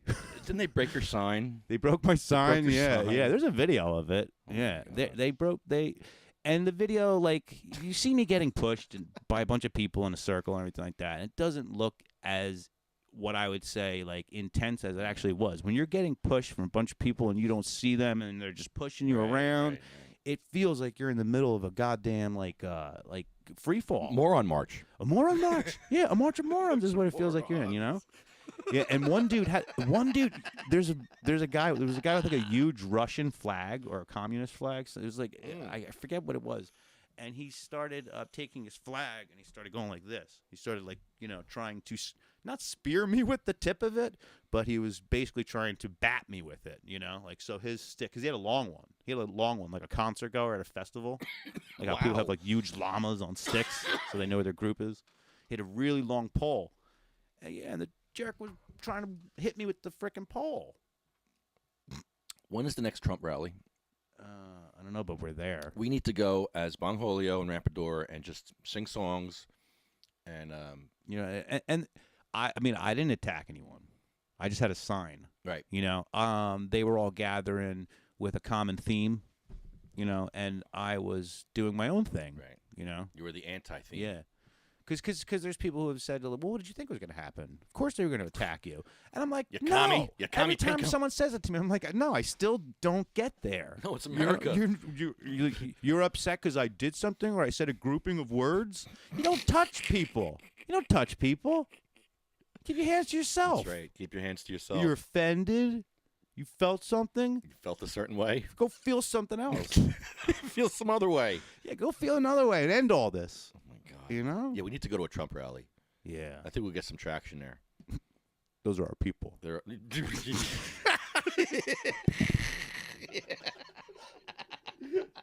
That's funny. Oh, my God. That's funny. I just get a kick out of everyone who takes sides.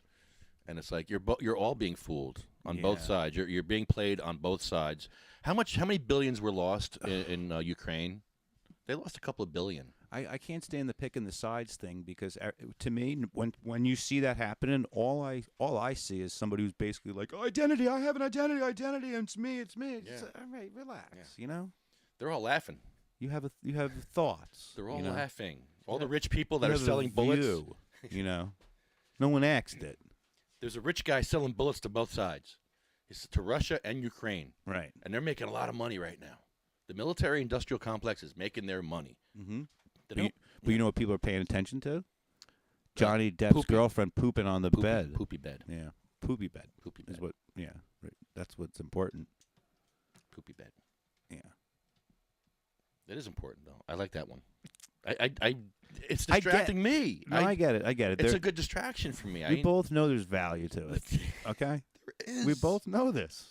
There is. I turned it on today, and the first word I heard was something about vagina. I'm like, I just clicked it on. How did you feel about vagina? that? I was like, whoa! I just were you pleased or be shocked? I was a little shocked. I'm like, whoa! What are they talking about now? But then followed by pleased, or it was just like it was shocking.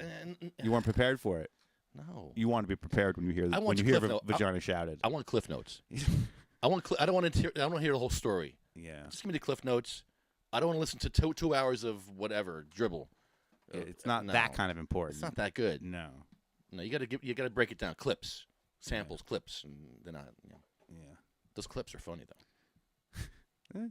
Whatever keeps everybody entertained, Have you watched it? Did you do a deep dive? No, I haven't, and it's hours, bro. Hours of your life. There's so much of it that even with the war stuff that was going on or whatever, I didn't pay attention to any of it. If I heard somebody in work talking about it, I was able to, like a gag reflex, just kicks into gear. Just block it out and not listen to any of it. So that's how you win in a group. If you're in a group of people and you need to just win, just start screaming USA. That's it. You won. You won. Over. Take a knee and go USA. Try that one. See how that works. Now you confuse everybody. Yeah, that's great. That's great. That'll really confuse people. That's great. Take a knee and start going USA, USA. They'll be like, no, you're doing it wrong. No, I'm doing it right. Yeah. This is right. It's 100% right. With your left hand over your like stomach. Yes. Like you just have you just ate. All that. Yes. Yes. USA. USA. It's crazy people, man. I don't get it. Like we're not from the USA anymore? You're shouting at other people who are from the United States. Like It's like my USA's better than yours.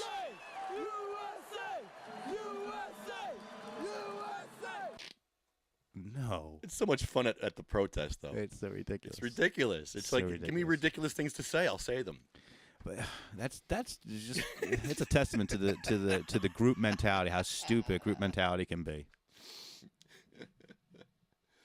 So, Mikey, did you bring your guitar? No, I didn't because I came right from work. Oh, okay. I thought we were jamming today. No, well, I didn't know that. Oh. Yeah, I just came right from work. Oh, okay. Yeah.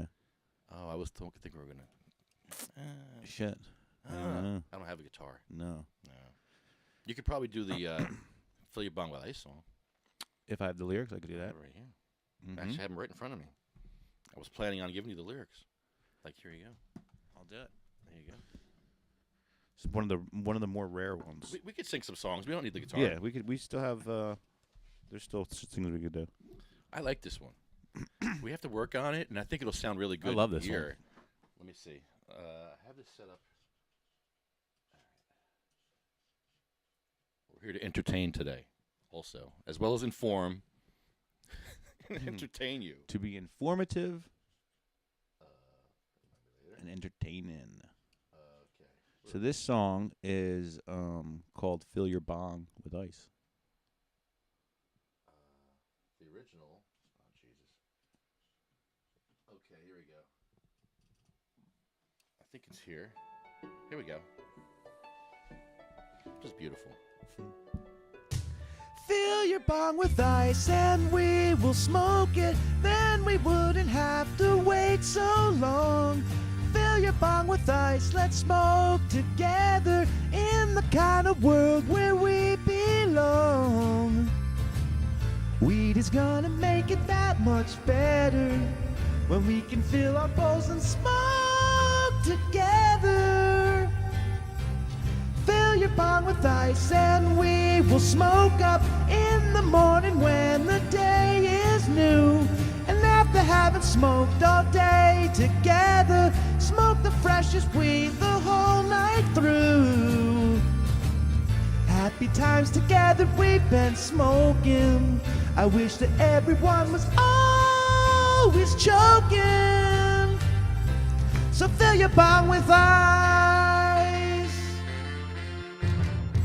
Maybe if we smoke and token, cough and gag, we might turn blue. Fun, baby, then there wouldn't be a single thing we couldn't do. The bong makes me happy, the bong makes me happy, the bong makes me happy, the bong makes me happy. So fill your bong with ice. That's such a great setting.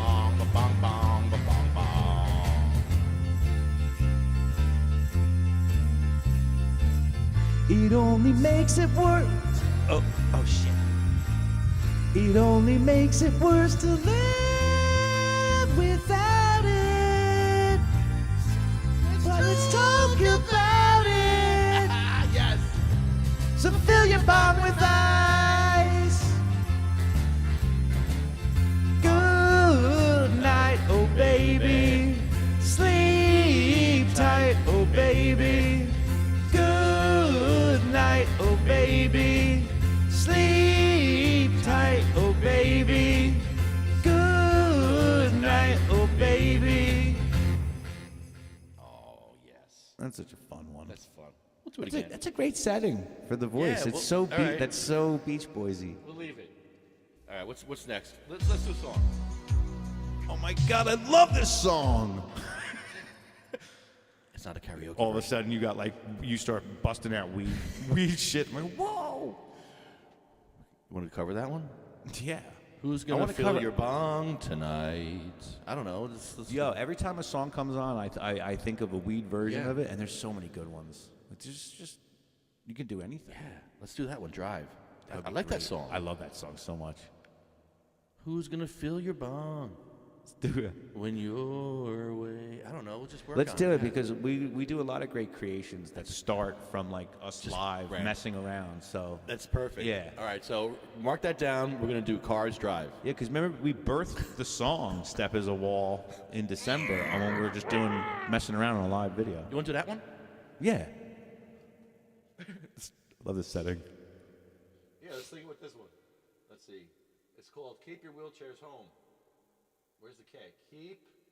Keep. Oh, where is it? This next song has the word wheelchairs in the title.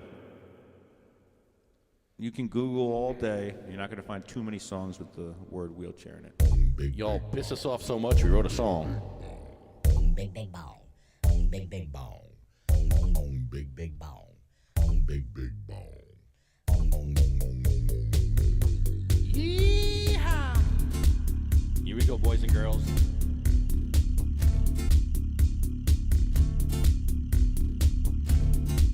A song about wheelchair access in New Jersey. 3-9. Hey, hey, ho, ho. That ugly step has got to go. Hey, hey, ho, ho. Your wheelchair access really blows. Hey, hey, ho, ho. That ugly step has got to go. It's got to go. It's got to go. It's got to go. It's got to go.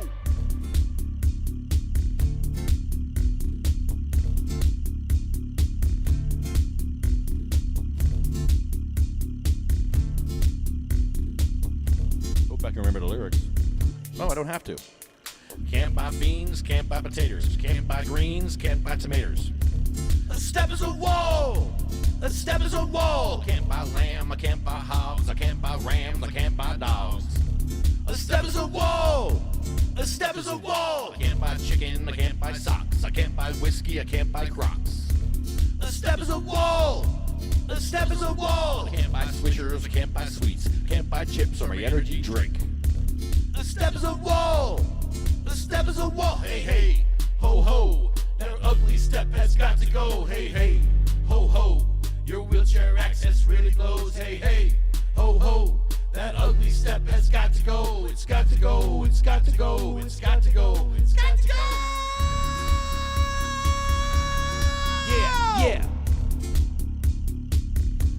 It's got to go. It's got to go. Can't buy.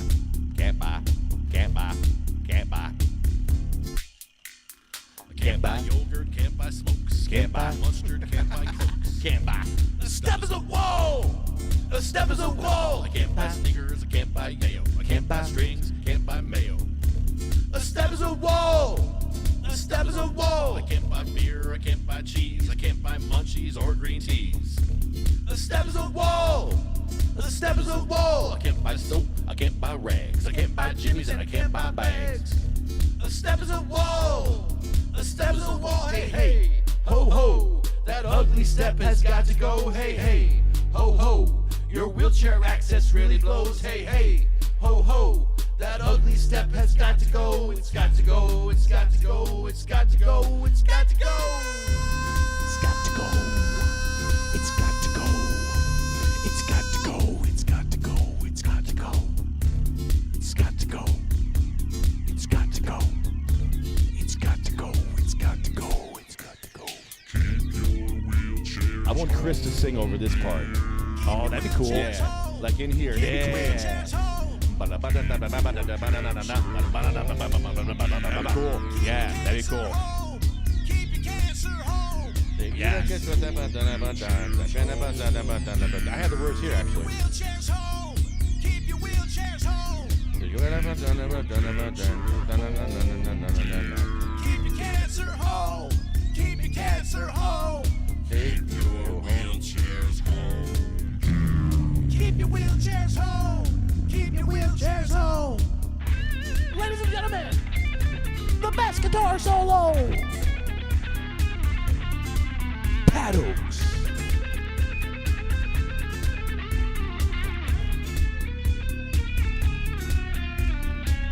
Nasty. Nasty. Woo.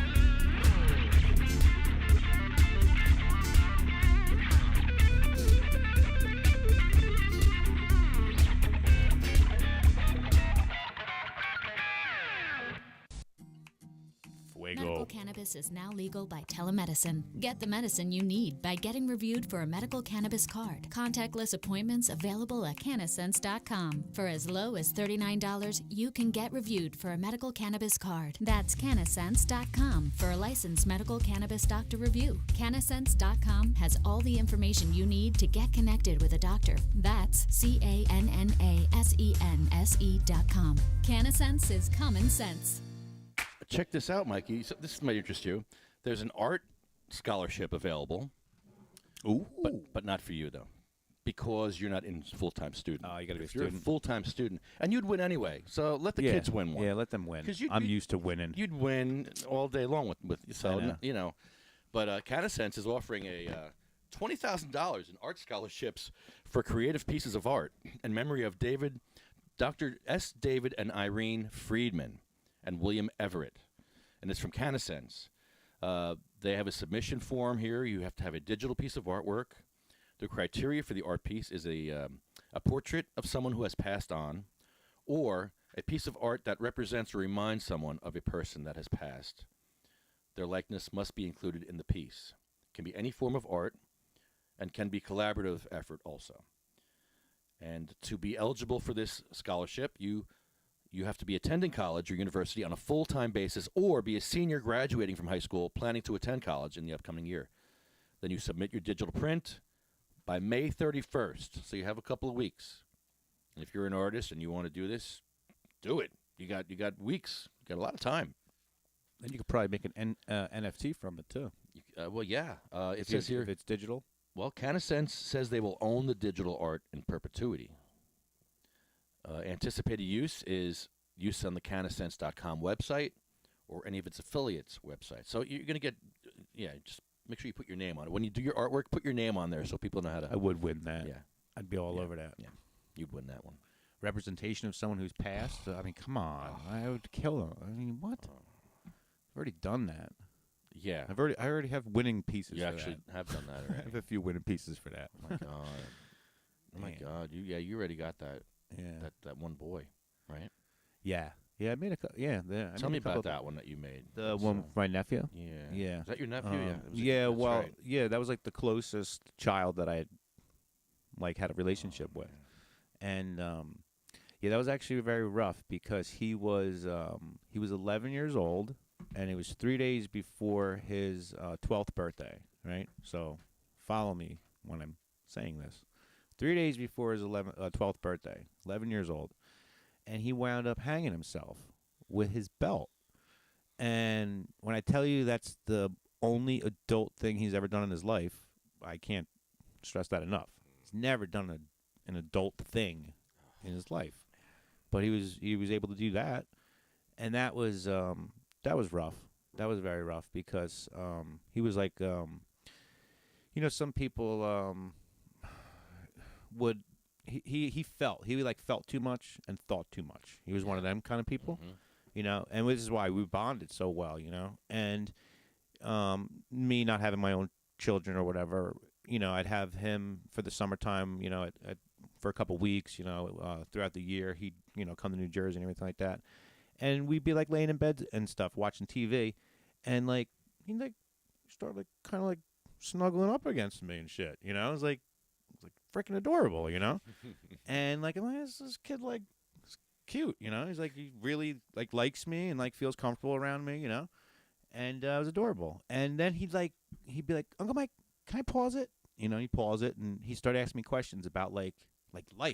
You know what I mean? Kind of deep kind of conversations where I'd almost be like, and I didn't have my own children, so I don't know how to talk to a child like a child. I have no shame in that. I don't know how to do that.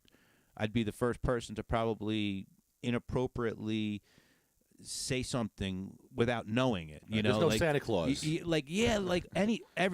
I'm it's out of my comfort zone or whatever. I'm talking to him like he's my 39-year-old peer. Right. Literally. I don't know how to do it any other way. So we would have these deep conversations and everything like that. But anyway, long story short. But what would he ask you? What kind of stuff would he ask you? Stuff about did you know what you wanted to be when you grow up? Shit like that. Okay. Really That's a cool. good question. Stuff where I'm like, you're cool, man, because you know what? Nobody's asked me that. except for maybe when I was your age. You know what I mean? Like, this is like that kind of bond was like you don't get that anywhere else. You know. Yeah. So he wound up committing suicide, and he without getting into the details of what could have propelled him to do that, he was taking medication, SSRI medication, wound up going through, I guess, what it's probably way more similar. I'm sure people have heard these stories over and over and over, but like they start up in his dose. He didn't like the way he was feeling. Oh, just you need more. He didn't like the way he was feeling. This is a child who didn't like the way he was feeling, you know. And he didn't know how to express how he was feeling other than he didn't like it, you know. And the day that he committed suicide, he had said that he didn't like the way the medication was making him feel. It was making him feel like he had to finish everything. That was what he said. It made him, whatever that meant, it made him feel like he had to finish everything. So he wound up hanging himself. It was horrible. But long story short, I could talk about that forever because it's like, because I never go there, you know? I never go there because it's like, because then you go there, and then you're there. But yeah, man, that was really rough. That was really rough to experience. You know, and also putting my own feelings way in the back, deep. Like, here's a mother here who lost her child. Everybody else's pain is overriding my whatever. There's no time for it. I'm witnessing some real grief up and close, and it's breathing heavily, you know? And that's why, even talking about it now, there's some form of healing and some form of therapy by just even talking about it. Because, you know, and this is why we do the distractions that we do. Mm-hmm. These, you know, some people, they get it, you know. Others may not understand, but there's a lot of value to having these healthy distractions, you know, to keep ourselves busy and have fun doing the activism that we're doing. You know, we're doing it for kids like that, though. That's what we're doing it for. The kids that are still here that are going through shit. Yeah. Oh, yeah. So to finish what I was saying, the piece that I did was when he was 10 years old, he had drawn a picture in his my sketchbook of like a character, you know, like a head with a character's eyeballs, all these different things going on. He made it. He drew the picture. Yeah, he drew the picture. And then I took the image and wound up blowing it up a lot larger, and then painting a painting of that drawing. So it wound up being a collaboration piece with him, which was the first collaboration piece I think I've ever done at that point. So it broke grounds for me in almost every way with art because I tackled a style that was not my style. This was a children's drawing.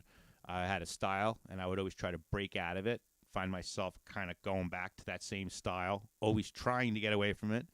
And this, I dove right into this exploration of just creativity from this image that I would have never chose to paint otherwise, you know? And it was one of the funnest, most therapeutic paintings, one of those ones where, for me, like where the painting itself was the high. Painting the painting was so on top of the world, you know, hang it up all day, admire it when it's done, but that's nothing compared to the process of doing it and stuff, you know. So that was one of those ones that for me it was super rewarding, and my heart goes out to his small soul who encapsulated the energy behind that image, you know, that I was able to explore my creativity with, you know. But that would have been, I guess, that would have been an entry for the Cannasense, for the eligibility for what they were saying there for the scholarship. So he drew the picture. He drew the picture, yeah. And then you had the picture. Mm-hmm. And then when did he pass? He passed after. He passed he before. Drew that, yeah, he drew that picture when he was like 10, and then he passed 3 days before his 12th birthday. And then you took that picture. I took that picture after that. Yeah. Okay. Yeah, because at that point. And it was the kind of thing where it was like I wanted to make something like instantly, because when you deal, everybody knows when you have horrible death that hits close to home like that, you don't know what to do, and you'll do anything. You'll start doing anything, and I didn't know what to do with it. I wanted to paint something like immediately, like it felt like I needed to like rush it, you know, and I guess I kind of did. I guess I did rush it, to be honest with you. I finished it within days. I just, you know, it was just I had to do something. I had to do something to have the energy flow through me and not wear me down, you know, and not weigh so heavy, you know. So I definitely lightened the energy for what it was worth throughout that process. But yeah, that was one of the most horrible things that I've had to deal with in terms of someone passing.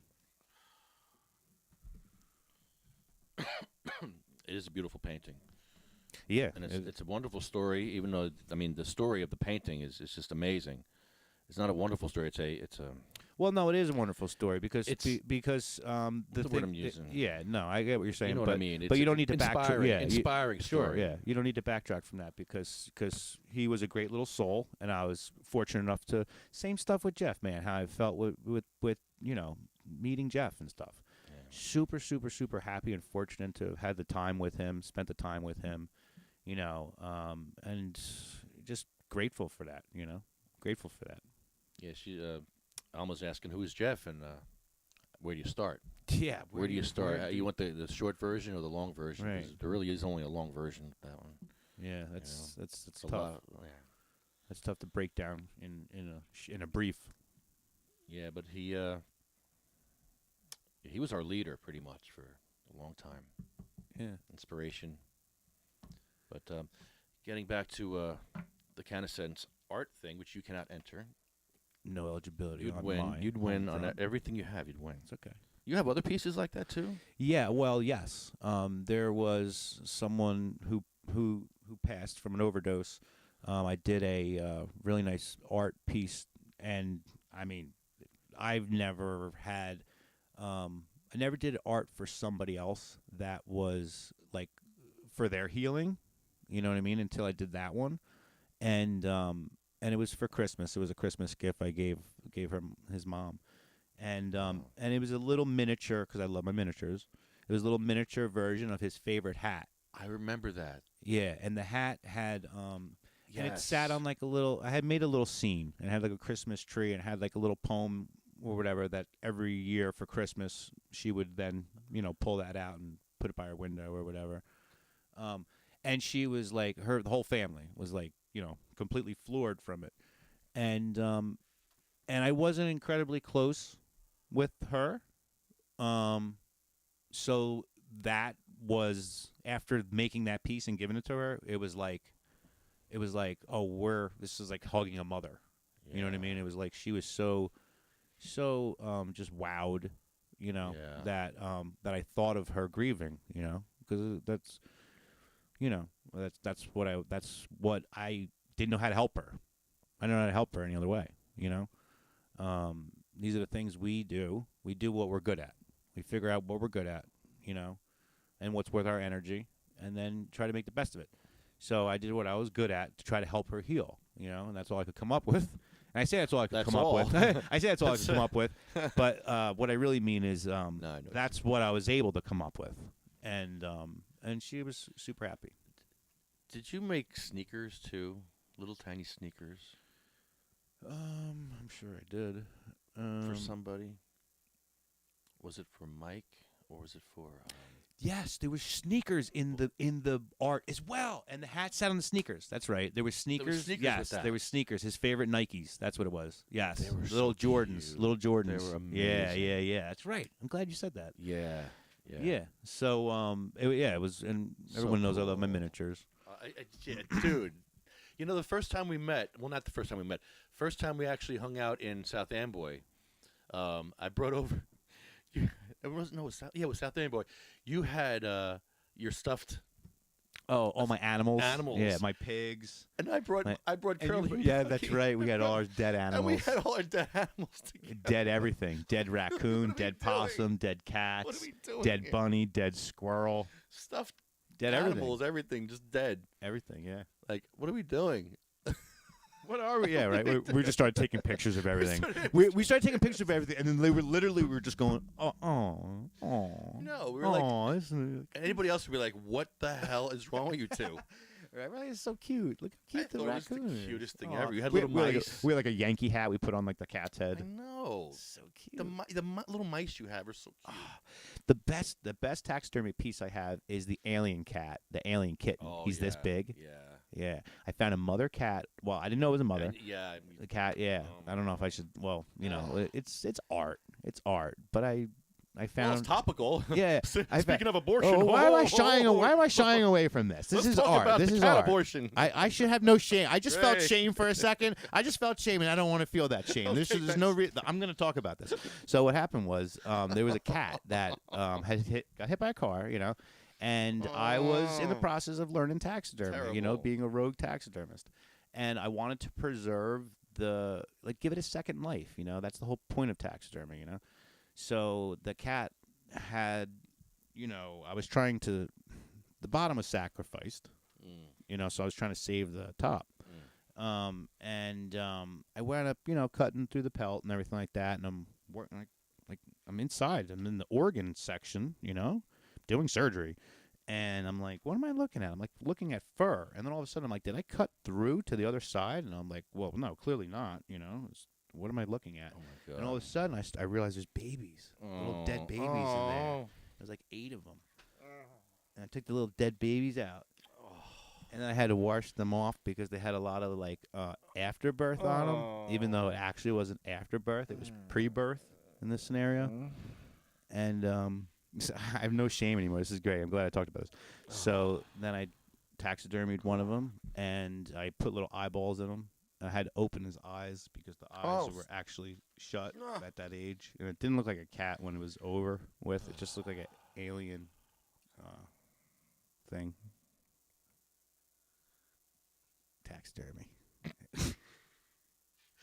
Yeah, so so back to the CanaSense thing, it's not taxidermy for the eligibility on that. Neil's gonna hate this commercial. Sorry, Neil. It's the worst commercial ever. What? Oh my God! So 5 winners will receive a $2,000 scholarship, and 20 winners will receive a $500 scholarship. At CanaSense.com, go to CanaSense.com. It was either that or me carrying shame. Send in your dead cat's art, whatever. Portrait. Yeah, you could. Picture. Something that's passed, yeah. Look at the eligibility for what. Send cat abortions. That's really disgusting. I didn't do it. Oh. I didn't do it. I was saving it. I can't get that out of my mind now. I was saving it. I saved it. We have people listening for the first time to the show, and they're probably all grossed out now. Definitely. They're probably that kid's crazy. That's awful. Yeah, taxidermy. But it's, Yeah. you know what? It was beautiful work, though. I've done every single form of art. That's part of it's just. I've gone on obsessions. It's obsessions is what it is. It's part of comes along with addiction issues as well. I get obsessed over things and I don't stop and I just keep at it and then I'll throw it away and not touch it forever. Right, You know. right. There was a time where I didn't play the guitar for 2 years. Wow. I was living in New York at the time. I had a guitar. I just didn't really play it. I was just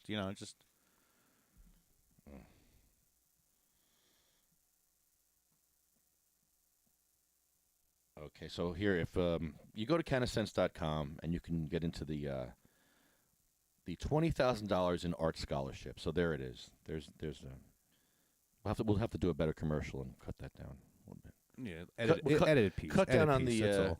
yeah. We'll cut down the some. Yeah, because the highlight should be that's some good money that's being given away. So that should be highlighted from this exchange. Yeah, let's talk about that. Yeah, because that is some good money and that's scholarship money.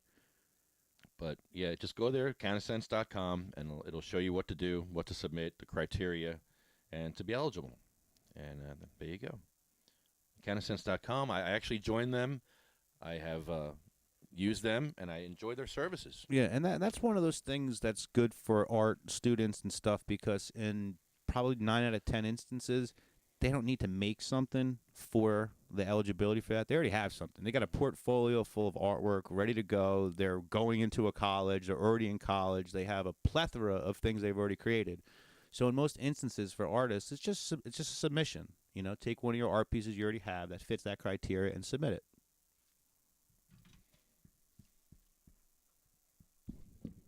Submit this. I don't care where you're going with that. All right. I don't even have words for this, do I? Can you find the words for that just in case? Yeah. Starts with Wayne. There we go. Wayne. He was supposed to be here tonight, but he... Oh, he didn't come? No, I don't know why. Wayne. So we wrote a song for you, Wayne. Wayne was in the van when he was stopped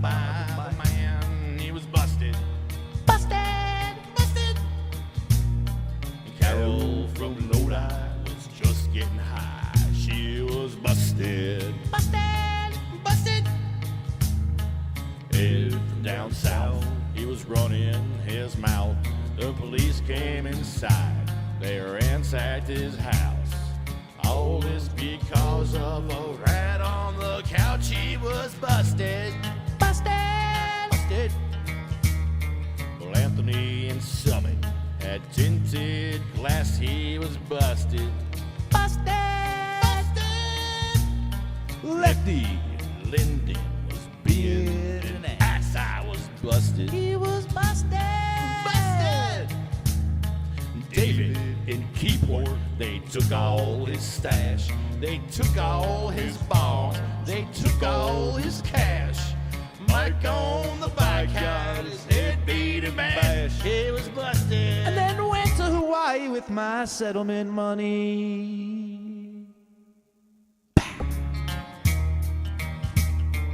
Chris from Absecon, cops took her wheelchair. She was busted.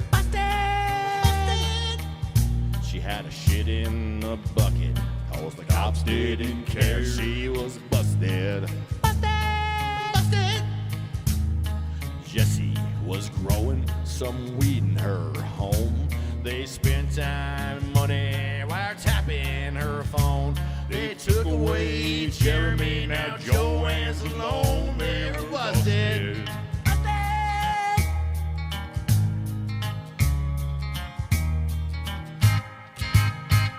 That's another one of those, like, you're flopping it because it's a sad song. It's about real things that happened, true. and it's a happy song about sad stuff. Bong bong, the bong is a bong. Bong bong, the bong is a bong. Bong bong, the bong is a bong. Bong bong, the bong is a bong. Bong bong, the bong is a bong. Bong bong, the bong is a bong. The bong is a bong. The bong is a bong. Don't you know about the bong? Everybody knows that the bong is a bong. Bong, bong, bong, bong, bong, bong, bong, bong, bong. Well, everybody knows about the bong. Bong, bong, bong. The bong is the bong. Bong, bong, bong. The bong is the bong. Bong, bong, bong. The bong is the bong. Bong, bong, bong. The bong is the bong. Bong, bong, bong. The bong is the bong. Bong, bong, bong. The bong is the bong. Bong, bong, bong. The bong is the bong. Bong, bong, bong. The bong is the bong. Bong, bong, bong. About the bong. Well, everybody knows that the bong is the bong. The bong, bong, bong, bong, bong, bong, bong. Surfing bong.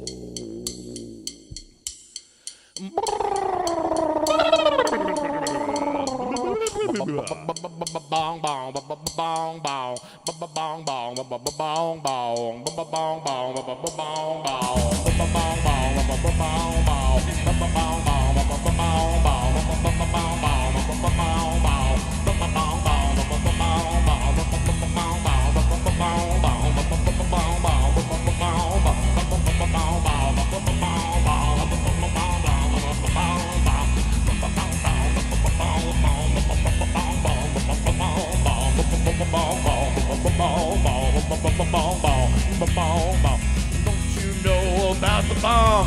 Don't you know about the bong? Bong, bong, bong, the bong is the bong, bong, bong, bong, bong, the bong is the bong, bong, bong, bong is the bong, the bong is the bong. I love when you sing that. You sing that one good. You sing that so good. It's so fun. I could just bring out the crazy. It's fun. I can just be a little crazy there. Like when I'm in front of Unitas, I think that's my normal. I think that's me being normal. Yeah. Really, like just doing exactly what I feel like I should be doing That's in life. awesome. That's awesome. Like running through the woods doing that shit or something. Like that would be me. Yeah, that's like the closest thing to yoga, almost. You Like, know- right? Because like you're doing you. You're being you. I'm being me. Yeah. Like I could be naked out there at this point and not even care. Like, you know? Like you'll be naked out there. I wish I'm gonna be naked. I'm gonna be naked out there. I want to be naked too. Sup? Bayonne Babes, come arrest me. What up? Be naked too. Bayonne Babes. I could wear a blanket in the wheelchair. Just have a blanket on. You should have a blanket Just for a bl- comfort. For comfort, no, you know. Naked with a blanket. That's what I mean. Like, but naked underneath, but just a blanket. Yo, that's so good. That's honestly, it's patient. It's very patient friendly. You know, Right. it's patient friendly. I want to get Should. arrested in a blanket. A warm blanket. A warm blanket. Come on, slightly warm. We'll heat it up just a little bit, right? I love these. Yeah. What do we got to heat it up with? A dab torch. We'll get it a little warm.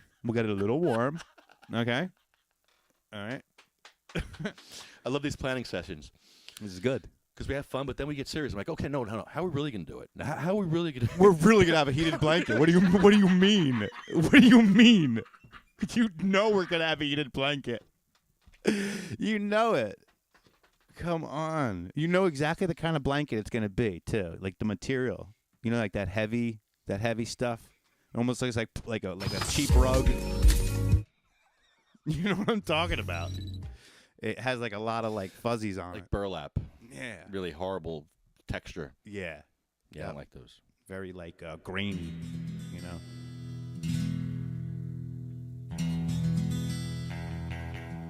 Can you sing this one? Can you do the honors of singing this one? Okay. This is a song about old towns that ban marijuana. Keep your hippies at home. Not in my town. Keep your wheelchairs at home. Babies. Babies. Keep your babies at home. Keep your babies at home. Baby. Oh, no baby looking at no pot shop. Can't get no weed here. You can't get no weed here. You can't get no weed here. You can't get no weed here. Keep your cancer home, dear. You can't get no weed. Barnegat, Berkeley, Bridgeton, Bridgewater, Brigantine, Carlstadt, Chatham, Clifton, Cranberry, East Rutherford, Elwood Park, Emerson, Fairhaven, Freehold, Garfield, Hasbrook Heights, Hawthorne, Lavalette, Lodi, Jamesburg, Hazlet, Mawa. You can't get no weed here. You can't get no weed here. You can't get no weed here. You can't get no weed here. Keep your cancer home, dear. You can't get no weed. Manville, Manitown, Point Pleasant, Haledon, Caldwell, Oakland, Oceanport, Ridgewood, Ringwood, Seaside Heights, Seagirt, Shrewsbury, Secaucus, Surf City, Spotswood, Upper Freehold, Upper Side of River Wall, and Wayne. You can't get no weed here. You can't get no weed here. You can't get no weed here. You can't get no weed here. Keep your cancer home, dear. You can't get no weed. In Weehawken, West Caldwell, West Long Branch, Westwood, Wyckoff, Woodcliff Lake, Palisades Park, Palisades Park. There's no wheelchair access anywhere in Palisades Park. Oh no. You can't get no weed here. You can't get no weed here. You can't get no weed here. You can't get no weed here. Keep your wheelchairs home, dear. You can't get no weed. Chester, Franklin Lakes, Hardin, Midland Park, Ramsfield, Old Bridge, Old Dapan, Ramsey, Denville, Avalon, Parsippany, Pleasantville, Saddlebrook, Brick, and Union City.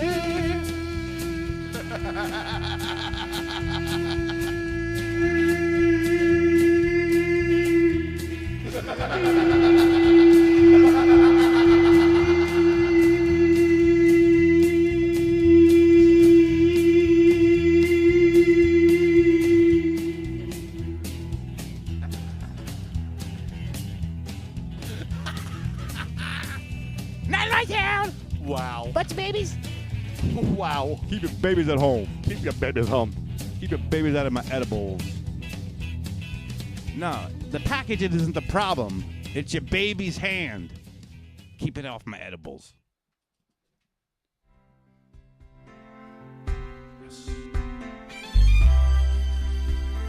Go for it. I've been shooting these veins so long, singing the same old song. I know every dirty crackhead in this township of Brick, where hustle's the name of the game, where nice guys get washed away like the snow and the rain. There'll be loads of compromise mess this up. Well, I wanna be where the methadone is getting in me, like a methadone cowboy, trading in my horse for a fancy little bottle of dough, like a methadone cowboy, getting crabs and diseases from people I don't even know. And the dealer's calling me on the phone. Crank caller. $50. You owe him $50. Voicemail full. Hey, how you gonna get your next fix? Well, I really don't know how to abstain, and a smile can't hide all my pain. When you're down and you're chasing that dragon, taking the long way. And I dream of the drugs I'll do, with a bundle and a needle inside my shoe. There'll be loads of itches and drooling. Well, who do you think you're fooling? Well, I wanna be where the methadone is getting in me, like a methadone cowboy, trading in my horse for a fancy little bottle of dough. I like singing like Neil Diamond, like a methadone cowboy, getting crabs and diseases from people I don't even know. And my dealer's calling me on the phone. Voicemail full. Cowboy, trading in my horse for a fancy little bottle of dough, like a methadone cowboy, getting crabs and diseases from people I don't even know. And my dealer's calling me on the phone, and I'm not picking up. That's the one song where if people don't know, actually nobody really, like this. Oh, man. If you put us in a room full of 100 people, 99 of them don't understand why we're singing that. I know. I know. There's a story behind that one, but sorry. That's why it's not a good one to end on, like we did in Trenton. We ended on that in Trenton. That was crazy. It was crazy of us. We should have played Taking My Weed Back to Curaleaf. I don't think we played that one. How high's your papa, mama? 20 feet high and rising. How high's your mama, papa? 20 feet high and rising. I got my dabs, a big fat slabs. We got so high we all called cabs. I take my cannabis to the labs. 30 feet high and rising. How high's your papa, mama? 30 feet high and rising. How high's your mama, papa? 30 feet high and rising. What you need? I got some weed. I got the clones, I got the seeds. Smoke cannabis and don't do speed. 40 feet high and rising. How high's your papa, mama? 40 feet high and rising. How high's your papa, mama? 40 feet high and rising. El Rampador and an 8-foot bong helps us all to get along. Makes us write some really dumb songs. 40 feet high and rising. How high's your papa, mama? 50 feet high and rising. How high's your papa, mama? 50 feet high and rising. My bong is full, tastes wonderful. Pull up a chair and take a pull. The lemon terps are really flavorful. 50 feet high and rising. Well, it's 50 feet high and rising. Love it. The lemon terps are really flavorful. I love this one too. Whoa. No, this one. Breaking Up Buds it'll start with. Breaking Up Buds.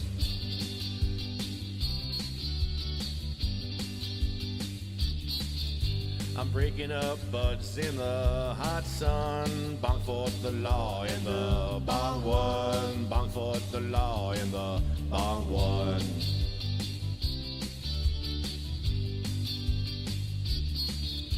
I needed fecal cause I had none. Bong for the law in the bong one. Bong for the law in the bong one.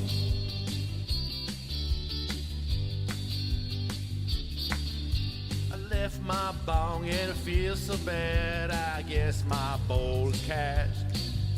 Bong folio's the best. Bong for my hash. Bong for the law in the bong one. Bong for the law in the bong one. We need something here. Bong. Bong. Bong. Bong. Bong. Bong. Bong. Bong. Bong. Bong. Bong for the law in the bong one. Bong for the law in the bong one. I'm jabbing 3 people, filling 6 lungs. Bong for the law in the bong one. Bong for the law in the bong one.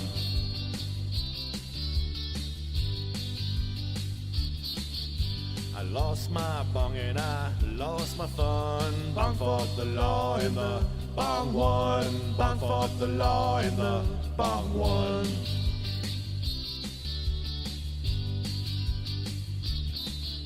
I lift my bong and it feels so bad. I guess my bowl's cashed. Bong Julio's the best. Bong for my hash. Bong for the law in the bong one. Bong for the law in the bong one. I don't know what that other is. Would you save an address? I don't know what that is. That's great. Just randomness. Just randomness. I know. 40 below. We'll say 40 below. It's up top, I think. Yeah. Well, it's 40 below, and I don't give a fuck. Got a doobie in my truck, and I'm off to the ATC. It's pass to the left, take for the right. Come on, you bucket dummy, don't pass to the right. Get out of the circle, you rip the jaw in half. You piss me off, you fucking jerk. You get on my nerves. Well, here comes Johnny with a bong in his hand. He's a one-dap man, and he's off to the ATC. It's pass to the left, take from the right. Come on, you bucket dummy, don't pass to the right. Get out of the circle, you knock the head off again. You piss me off, you fucking jerk. Get on my nerves. Bong, bong, bong, bong, bong, bong, bong, bong, bong, bong, bong, bong, bong, bong, bong, bong, bong, well, it's hot as hell. I don't give a shit. Got my doobie all lit, and I'm off to the ATC. It's pass to the left, take from the right. Come on, you fucking dummy, don't pass to the right. Get out of the circle, you rip the joint in half. You piss me off, you fucking jerk. Get on my nerves. Well, here comes Billy with a blunt in his mouth. He's down from the south, he's down from the ATC. These lyrics are stupid. Pass to the left, take from the right. Come on, you fucking dummy, don't pass to the right. Get out of the circle, you fucking rotation up again. You piss me off, you fucking jerk. You get on my nerves. Blah.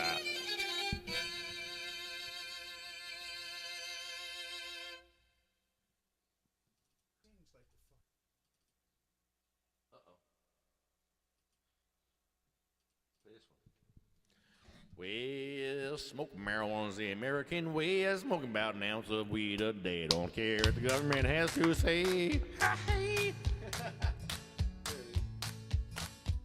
would love to start the song like that. If we ever had like a whole band together. Oh, I know. The way, just do an acapella to start the whole thing. Amazing. It'd be great. Be amazing. Well, at one point, I thought that happened. I thought it would. It's hard to get the whole band together. I know. Just sing acapella. We already know it's hard to get 3 people to agree on the same thing, let alone a band.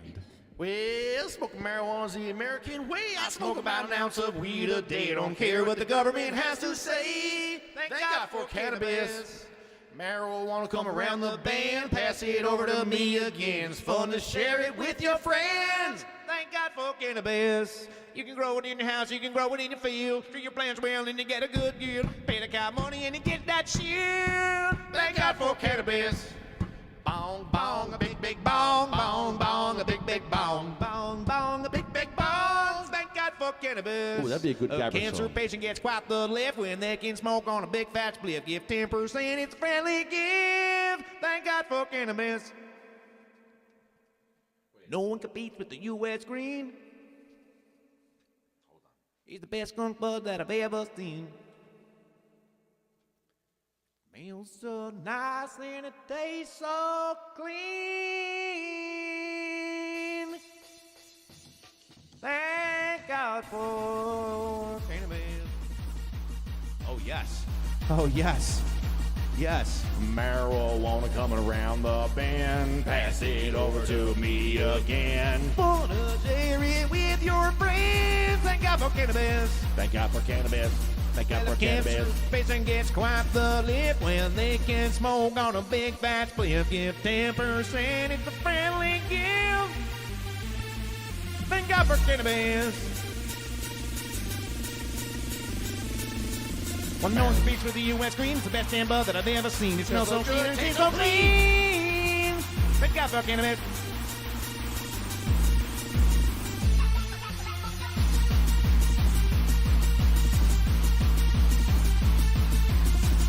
When they get smoked on a big fat stick, give 10% as a friendly gift. Thank God for cannabis. And don't get never get that beer. Thank God for cannabis. Growing has been growing in the field. See a plant and get a good yield. Better got money back that shield. Thank God for cannabis. The timing. Thank God for cannabis. Thank God for cannabis. Thank God for cannabis. Thank God for cannabis. Don't compete with the U.S. Green. The best damn bud that I've ever seen. It smells so sweet and it tastes so clean. Thank God for cannabis.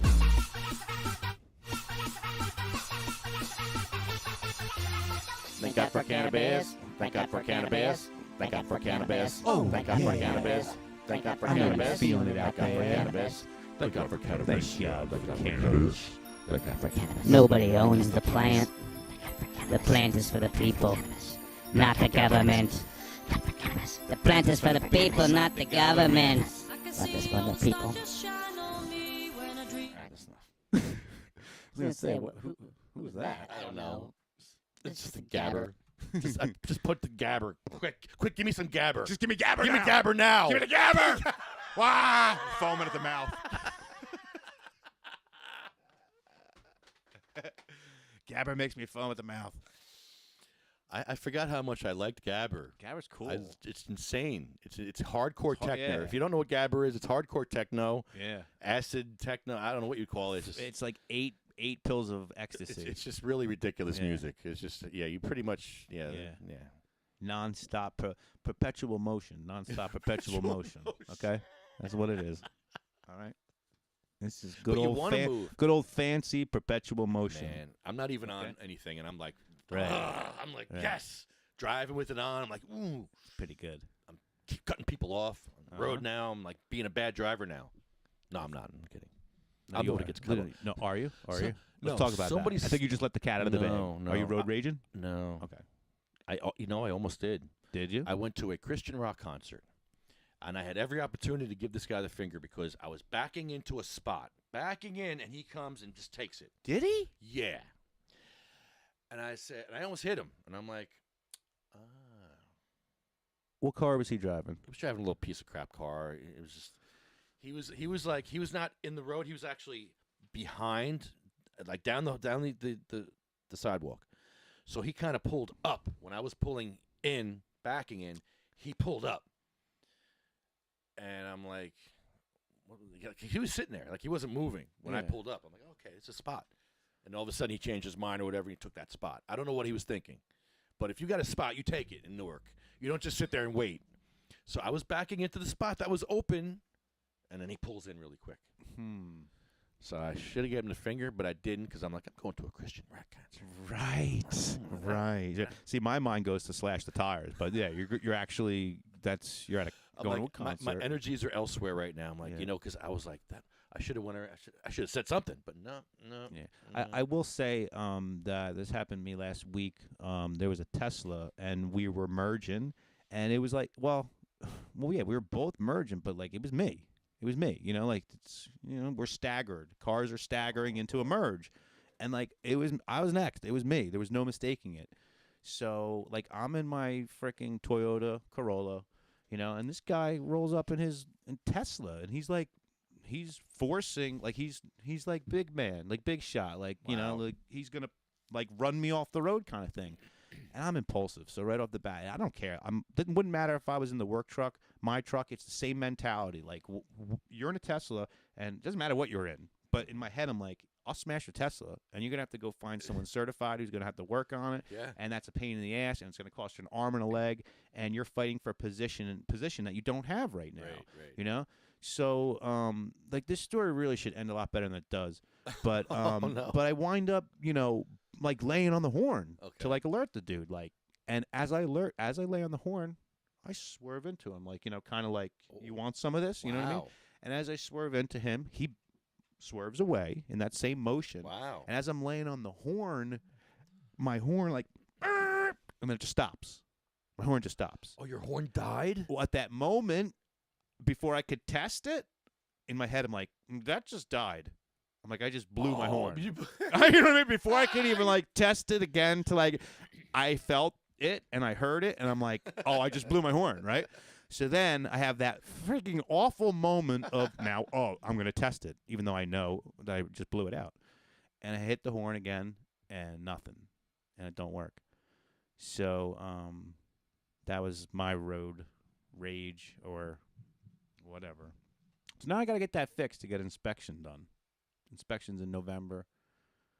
I'll forget all about that. It is what it is or whatever. I'm more worried about being able to, not have the horn rather than the inspection because it's a safety issue. Yeah. And I like to say like later to people when I'm driving away, like, yo, peace. You beep the horn. Peace. I'm leaving work today. I'm trying to beep to the girl who's picking up the kid I work with or whatever. He's like, I'm like, oh man, Can't do nothing. I'm like, I can't even say later. Is there a hand signal you can do? Maybe that would work. Rev the engine. Maybe revving the engine. Yeah. But think about how defeating of a feeling that is if you wave the hand and you don't get the response back, like they didn't see you or whatever, and then you pretend like you just didn't. You were flaring your arm out doing it or something, or I don't know, flinging something. It's like, oh, what the hell with you anyway? I wasn't saying bye. I'll take it back. I take that back. I'm just trying to loosen this arm up. Let's see. But yeah, what a week. So how is your back feeling now? Any better, or it's got to be feeling better than it was the other day, huh? Yeah, you're in a lot of pain. A couple moments here and there where I get the lighter. I still got that lighter feeling on my neck. Still? But it's not so frequent. Yeah. It was like maybe once or twice today. Actually twice. You been using that thing? Yeah. Yeah. Oh man. So yeah, good distraction from pain. Mm-hmm. So that's why I like hanging out with other people that are in pain because like we can talk shop. Yes. With that, like right.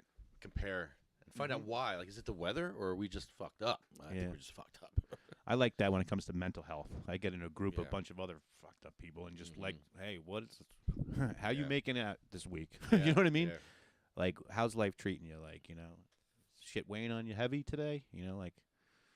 You're having a good week. I am having a good week. Yeah. I had a rough day the other day. And just one of them days. You know what? And we already talked to you about it. We had talked about it privately or whatever. But it was just missing Jeff. This was just missing Jeff. It really. I don't know. I could frame it any way I want, but I miss him. I miss talking to him. I miss him giving me like words of wisdom, and just more importantly though, just helping me guide myself through not only life but like the week. Whatever the struggles of the week were or whatever. Whatever complications or just whatever the daily dealings were or whatever. Yeah, he was good for fatherly advice. Yeah, man. And I was just having one of them days where I'm like, just freaking. Sometimes I still have tough days. I'm doing super, super well for myself, and I'm incredibly proud for my journey. And I make no hesitations on giving myself pats on the back. That's one of the things that Jeff told me to do. He described it in the way where he said, just like you would, leave a pair of sunglasses on a dresser, and you don't want to leave without the sunglasses or whatever, So you're reminded that you're going to grab it out when you walk out the door. He would always say to me, make sure you do that for yourself. Make sure you leave reminders and you continue to, remind yourself how well you're doing and how proud you should be for that, You could live a million lifetimes and never have somebody, and I don't want to say beat that home because he never beat anything. Yeah. But the loud message of like, this is like something, I miss that, I miss that. And that's the selfish part of when you lose someone. That's the selfish part of grieving, I'm upset because I can't spend any more time with him. That's incredibly selfish. But we're selfish. Human beings are selfish. We're needy people. We're emotional people. We're all that. And Jeff is not suffering anymore. And that's one of the main things that I balance things out when I get real selfish about it. I get real selfish like I did the other day. Just incredibly missing him and stuff. But he's not in pain anymore. And watching him, take all of his life choices and do what he wanted with them, and made sure that he laid his legacy out right in front of the room, whatever room he was speaking in front of. Just it was incredible energy to be around. And like we said earlier, we were with him while he was passing. I mean, he was passing through that time, dying. While telling these counsels, here I am with stage 4 cancer, and I'm dying, And we talk all the time about having the the bomb being what's the word you say, the atomic bomb or the nuclear option. Nuclear option, yeah, nuclear option. And yes, in many ways that was a nuclear option, and it was. But it's incredibly sad in a way, I guess, to be able to not see that, because Jeff had a nuclear he was a nuclear option. Like he was just by himself. Watching him go up there and just do his thing, and every single night he had like a different perspective or a different energy that he went with it. Yeah, never the same thing twice. Never the same thing. And I don't, I a lot of things. Jeff told me a lot of things about himself, and we had a lot of talks. We shared a lot of car rides together, all that stuff, But I don't recall him being much of a public speaker before in his life. But I've never seen somebody command a room so well and read the room. We always talk about that as being a very important, but you got to be able to read the room. When you see someone not reading the room, it's like, it hurts your head and you feel bad for them. You're like, because your intentions are good and you're like, good spirit, good energy, but like, it's like, she's on our side. Yeah. You're yelling at her and she's actually on our side right now. I hate when that Please. happens. I hate that. Yeah. Like, all misdirected energy. What are you doing? All in the wrong compartments, But Jeff was real good at just balancing everything out. How much ignorance does it take for a stage 4 cancer patient to come out of his bed and come out to a council meeting to just, like, how much ignorance is there in this world that would force a sick man out of his bed like that? He didn't have to do what he did. He wanted to do that. He was driven to do that. He was driven. Yeah, he was driven to do it. Yeah.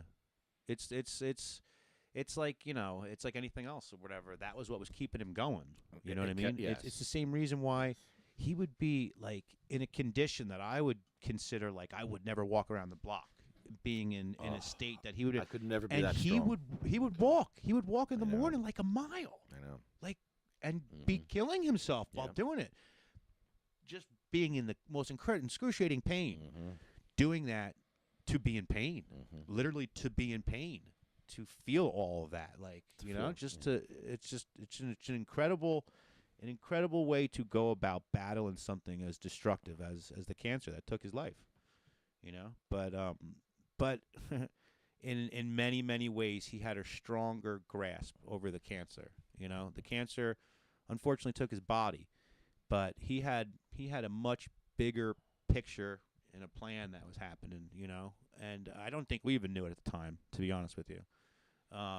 In some ways, I don't think we even knew it as it was happening, you know, because even when he died, you know, it was very much like, what did I think was going to happen?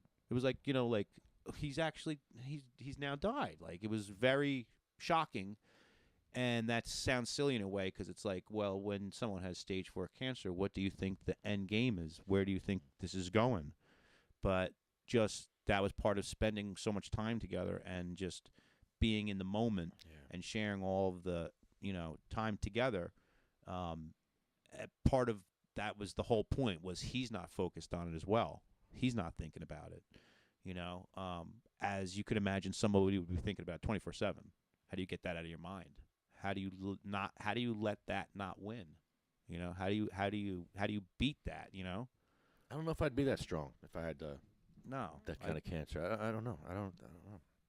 I might want to be just in my bed, left alone. I don't know. To be honest, I think I'd be angry. And I think that would be a emotion that would be the hardest for me to work out, you know, for me personally.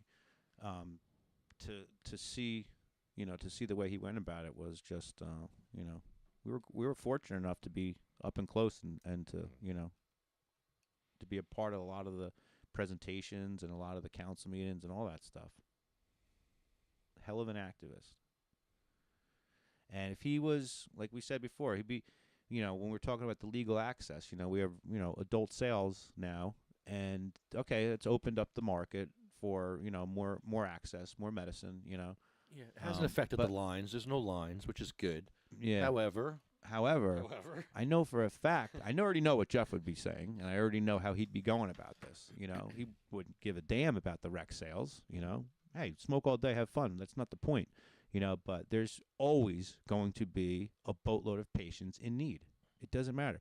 The ones that are not as necessarily in needy right now, they're going to be in a couple of years, and then 10 years. Like, it's constantly going to be people in need, and Jeff would be continuing to fight for the home grow. That would be what he would be saying right now. Oh, we have adult sales for recreational marijuana. That's fantastic. The progress is great. You know, that's not the point. But we still don't have home grow for patients. We've went out of our way to such a degree for the mass public, you know, for all these multi-state operators to sell all this, to sell overpriced, you know, weed, you know. look at the date on that. Jeff would be saying, why am I still waiting? Look at the date on this. Look at the date it was packaged. And this is medical. I think you tried that and you didn't want it. You didn't want any more. Well, that was Chris, who would not smoke more than one hit of this. All right. Well, let's smoke some. Yeah. Let's torture ourselves. Because I like torturing myself. Let's torture ourselves with this shit I like weed that they sold us for $60 an eighth. Medical. Medical cannabis for $60 an eighth. Smells like friggin' hay. It smells like hay. It's got that old hay, OG hay smell to it. Packaged in November. I just suspected this weed so much that, look at it, I flattened it into pucks. I sat on it. Whoa. I don't care. I don't care about this weed. It makes, I don't care.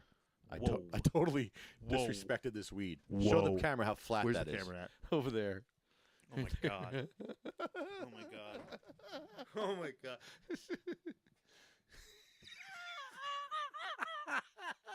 That's a nug. That was a big nug. Yeah. I like that when you go to put the penny on a rail. It was in my pocket for like a week in a backpack pocket. It's like when you put a penny on a railroad on a train goes over it. This is like that. I bought it for the bag. I didn't buy it for the weed. However, when you buy weed for So you bought $60 of plastic. Yes. And some remorse. Yeah, you know, I was going to say, you bought some remorse. You bought remorse and plastic. Oh, my God. So, yeah, let's smoke Yeah, that. So how do we go about this? I don't care. Do you want to smoke it in a... What kind of a smoking utensil? Here. All right, so we're doing a review, even though we've done this review before. This do a review. is... All right, yeah, tell the world what we're smoking. Okay, we're going to tell the world what we're smoking on right now. Kind Tree? We are shamefully smoking on Grandpa's Stash from This is from TerraSend. How's it smell? Did I cure it correctly? Yo, Did I cure it in my ass? smell that. Did I cure it in my ass? You have to smell that. You think have I to ca- smell that. I It think smells different than it did last It time. did. It's lost smell. It lost It's smell. lost It smell, lost- and it literally smells like material. It smells like nothing. It smells like material, like plant material. Come on. It doesn't. Oh, Can you believe that it lost? It literally. I thought it This would is cure it. more in my ass. It didn't. No, there's ass cure going on. There's definitely ass cure, but that's not the issue. The ass cure just only helped it. Yeah, no, this doesn't smell right. It doesn't. It's got nothing to do with your ass. It's awful. No, this smells like Hold up. It's awful. 1992. It Smell smells like 1992. Yeah, 1992. Did you break it up? No. It's It's admitting a lot of odor though, but not the right kind of odor. It's admitting. It smells like swag. Doesn't it? It smells like 1992. Back when if you smoked a joint by yourself, someone's like, "You smoke by yourself?" It's like, "What? Don't you trying to make me feel weird? I'm gonna always smoke with someone." I remember when I was like 15 years old, like a classmate trying to shame me because I smoked a joint by myself. Like, because people would smoke joints with each other more commonly. Right. And I just remember thinking, like, I don't know what, so why is that weird? Am I a druggie or something? Like, Yeah. What's it look like now?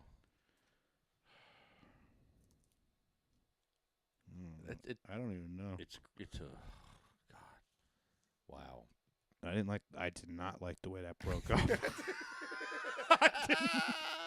I did not like the way that broke up, man. This is awful. That really just Oh. that took the wind right out of my sail. All right, you first. Oh my god, my emotional circuit board just got angered. Oh my God. This is $60 an eighth for sick people and dying people right here. Just so you know, everyone. Reminder to cancer patients that you get your $60 an eighth Do you have something to activate this with? torch. Yeah, that'll work. A little hand torch. Okay, here you go. Oh, All right. there goes my back. All right, we have an activation Ugh. device. That hurt. Okay. Okay. So we have a Garden State dispensary lighter, and we have a TerraSend review. Okay. All right. So the first review, Okay. the lighter from Garden State seems to work pretty good. All right. So shout out to the lighters that they have at Garden State. They seem to be working pretty good. Like, I don't have any complaints with that. Now we're going to... It feels good in your hand. it feels fun, Good yeah. texture when you click it. It feels good. Yeah. Doesn't smell. Yeah. Doesn't smell anything. Shout out to the lighters at Garden State. That's what's up. Alright, cool. Terp's good. Terpy lighter. As you're saying terps, I'm smelling 1992. Oh, sorry. Oh, God. Oh, God. All right, here we go. Oh, boy.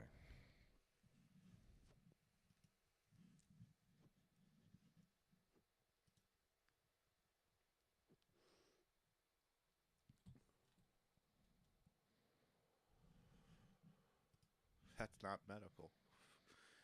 People, I'm a big believer in all weed is medical.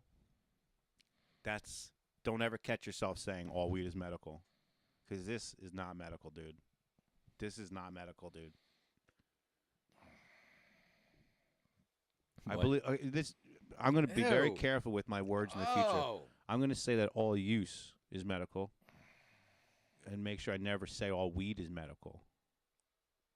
This.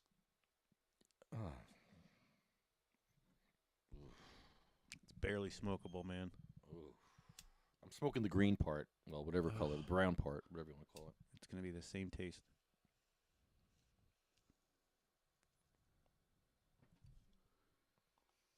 It's worse from the first time we smoked it. This doesn't deserve another hit. But I like torture. That's really. That's harsh. That's just. Dude, it's bad. Oh my God. No! No! No! No! No! No! No! No! No! No! No! No! For the last time, no! No! What are you supposed to do with this? No! What are you gonna do with this? No! Literally. N-O. I just. No! This is garbage, man. You want to hit it again? Hit it one more time, What do you hate me? They're my friend. dude. It's man.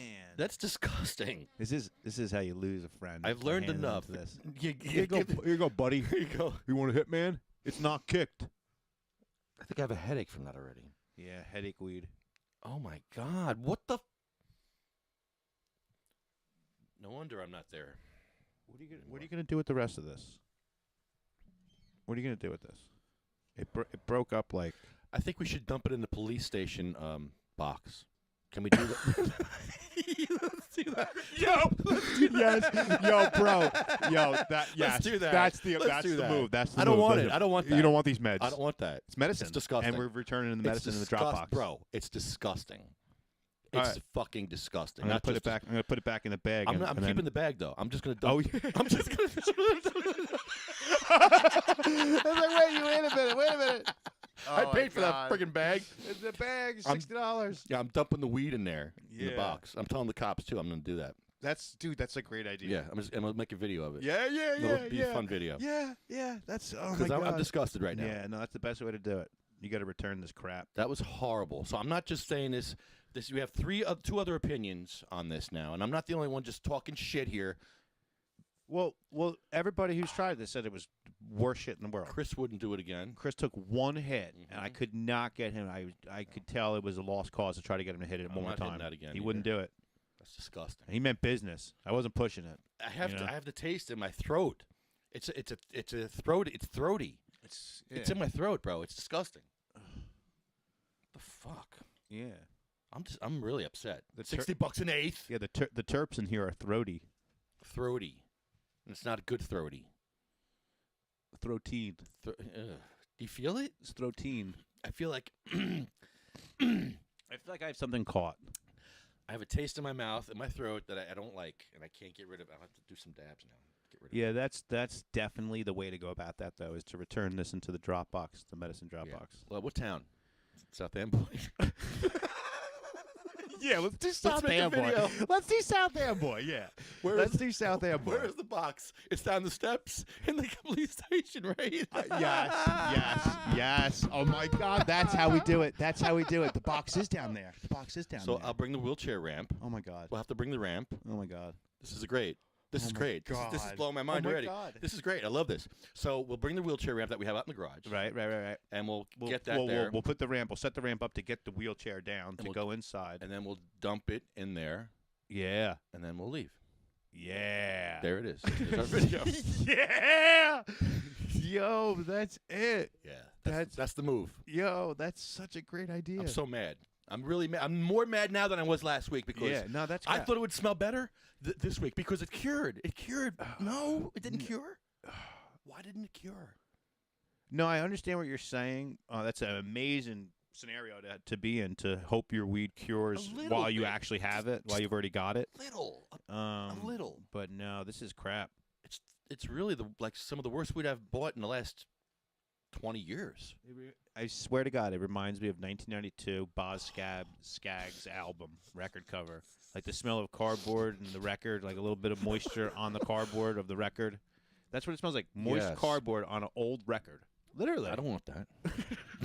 Give it to me for. Just smell it and think of the record No. in your head as you do All right, it. I get it. All right, I'll smell it. Yo, just think of, it doesn't have to be Boz Scaggs, but just think of a record. No, dude. That's a record. If you gave this to me and you had me blindfolded, I would not think this was weed. And that's what I mean. It would not be weed, bro. No. We should have a blindfolded, dude. Let's do that. Because- Let's do that too. Seriously, that is not weed. At this No, point, honestly, it smells like really trashy weed, like really bad weed. I would be able to detect it as weed, I believe, but it wouldn't be anything that I would. I mean, I would think it was something from the '90s, like $50 ounce weed. It's that bad. You might turn around. God, I wish people were able to like try this out without having to go spend their money. You know, so they could understand that we're actually not joking about any of this. No, this is. It's I'm actually terrible. mad. I'm actually mad enough to do a police station run with this weed, and dump it into the box. That's where I'm at. It's unused meds. You're not using it. I'm not going to use Yeah. this. I refuse to use that. Hopefully there'll be an officer when we do this, and we'll just say like this can't get back out on the streets either. like we're doing this and we're trusting that this is like legit. But like we just can't have that. Like we can't have that. Like you like ensure that this isn't gonna happen. You know, like dead serious about it too. Like this can't get back on the street, man. This will kill someone. This will kill somebody's good time. That's the move. Thank you for my laugh of the night. That's the best thing ever. That's great. That's the best part of the video right there. Please make sure this doesn't get on the street. Yeah, like listen, I know there's like, you know, a lot of people would, you know, not return it with that risk of it making it back out there. Guys, please. Oh my God. Guys, please. Listen. Whatever you're doing, make sure that this does not get back out on the street. The meth is better on the street than this shit right here. Yeah. Put the meth on the street before you put this on the Smoke speed, not that. street. Smoke speed. I don't need a rhyme for this. Smoke speed, not that.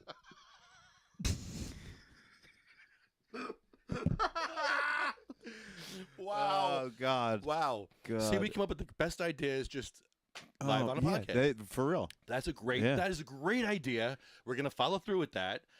Amazing. Yeah. Amazing. That is really a good That's idea. so funny. It only belongs in a return box.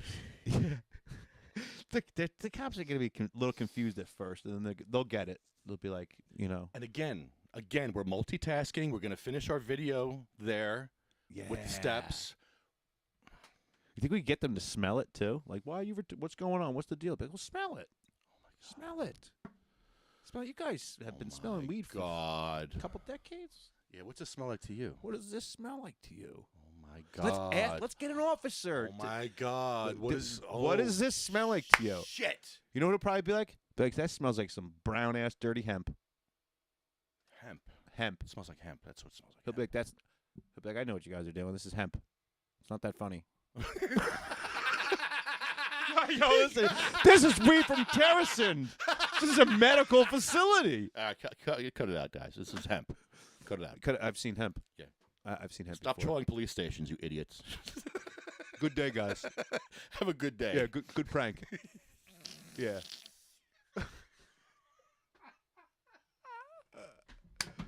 Oh, my God.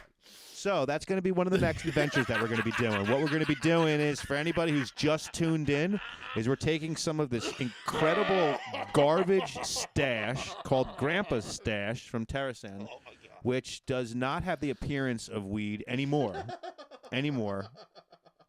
Not before we broke it up. After it looked like a I don't know what that looked like. Like a potato chip nug. All right. So what we're doing is, since this is not going to be medicine that's not going to be used, We don't. what do people typically do when they go to return medicine? They go to the police drop box and they return their prescription medication that they no longer are using or they no longer want or whatever their reason is. Right. So we're going to be doing just that. We're going to be returning our medicine, and we're going to go put it in a drop box in South Amboy where they have no wheelchair access. A multitask kind of day. Okay? And we're going to need access to do that. So Amazing. there's a couple things happening. We got a lot going on there, and a music video. Good thing you got a little bit more of that trash material. Yeah. I can't even call that weed. Yeah. It's just material.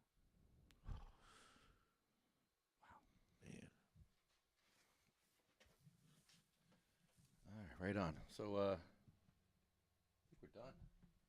What time is it? 7? We're like done. We're good. We got a Good podcast. couple hours in there. Wow. Mm-hmm. Good stuff, man. Good podcast. Anybody watching? Yeah. Where does it say the numbers? I don't see any numbers. That means No. it's 0? No, nobody watches this. No, okay. That's fine. But this is the best show ever. That's fine. Really, fine. They'd rather watch people just smoke weed and do nothing. Oh, wait. We have 2 viewers. Yeah, who was that? Oh, yeah, we got people. Oh, it's Honeybee. Hi, Honeybee. Hey, Honeybee. From Oregon. And Chucky. Chucky. Chucky's there. Hi, Chucky. Yeah, And that's who about else? it. Oh, and Cannabis Ted. Oh, he stopped in. He stopped in. He was there. Nice. Sweet. Nice. Oh, We hope you've all enjoyed the show. We hope you enjoyed it as much as we have. We're getting into Gabber. Gabber. You're going to be seeing some more Gabber. So look out for that. Look out for more wheelchair adventures, more wheelchair networking. All sorts of fun stuff happening. Finishing our music video. On our way to do some fun summertime projects. And we're just going to keep doing our thing.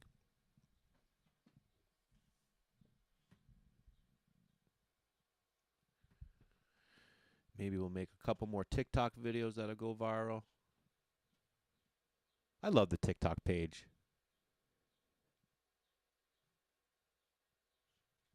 Oh, here, this is always fun. Let's see if you hear this. Oh, it's not the one I want. Never mind. Would you want the one where all the 4 cops showed up? The whole crew? Shit. Yeah. Where's the short version? Oh, it's probably over here on Instagram. Oh, it's on yeah, it's actually TikTok. So I made 2 little characters. Remember how you wanted me to make 2 little 2 police officers as well? Yes. I made the Bayonne Babes. Really? And they look amazing. Yeah. Yeah. So I feel like we have to. I feel like we need them for like an extra better shoot. You know, it's them, and like it's her with the blonde and the hat, right? You know, and it's the other one with the hair. Yep. Yep. And they're geared up. Oh man, they got a little utility belt and stuff. They might be my favorite out of all of the ones I made. Really? Oh my god. I think I just like them. I think that's what it is. Yeah, no, they're equal. They're equal. They're all really. All the characters are really good. I want to see me. I know. I can't wait to see the mask come off. I can't believe he did that. Everything's so great. There's no pictures. There's no proof. I've been having so much fun doing all of the artwork for all the projects that we've been doing, and it's just been a super creative like exploration, as I love to do. And making little characters, and there's more stuff, and I don't want to give too much away because a lot of this is going to be used for video purposes and stuff. This whole year is going to be nuts. It's a lot of fun. If you haven't seen enough already, we're not done. We're just getting started. Yeah, like this is just the beginning of it. Yeah, you know, we're going to the beach. We're going to the beach. Going to the beach. I'm going to be eating big pizza. Oh my god, I want big slice pizza, boardwalk pizza. We're making a Gabber video for the Bongholio song. And it's going to be insane. Just so you know. Yeah. On the beach. There it is. There's no leak. There it is. It's right there. That's it. That's it. And we there's have no dribble. There's people coming to help, and we just kicked the bucket over. There's no dribble. That's it. There it is. There's everything. Boom. Give it all away. I don't Boom. care. Give it away. There's only 2 people watching you right two now. People anyway. are You're the only 2 people who know anyway right now. There you go. And no one's watching the replay. This one. Disabled men can't get in this store.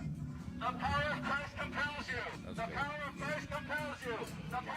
Leave this store, Satan. That is a satanic step. That is a step of Satan. Satan. Satanic step. Satanic step. Satanic step.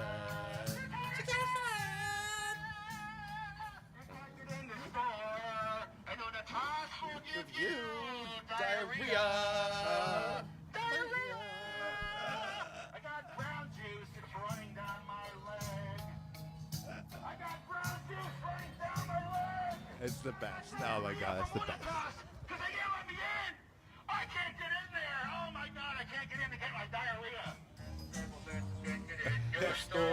Disabled vets can't get in your store. Disabled vets can't get in your store. Wheelchair stay at home.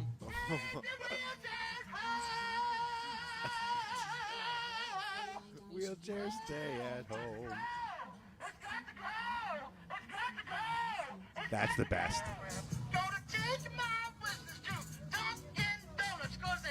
Got a wheelchair ramp. Oh, the cops are here. Here are the cops, and I'm yelling in front of the cops. It's great. The power. The power. Oh, the power of Christ compels you. That's the best. The power. Oh yeah, I forgot You- the USA yeah. part. You like saying that. I forgot. We missed it. Disabled vets can't get in this store. Over here. Oh yeah. Keep your wheelchairs high! The power of Christ compels you. Yeehaw! The power of Christ compels you. Yeehaw, doggy. That's one of the best things to shout. The power of Christ compels you.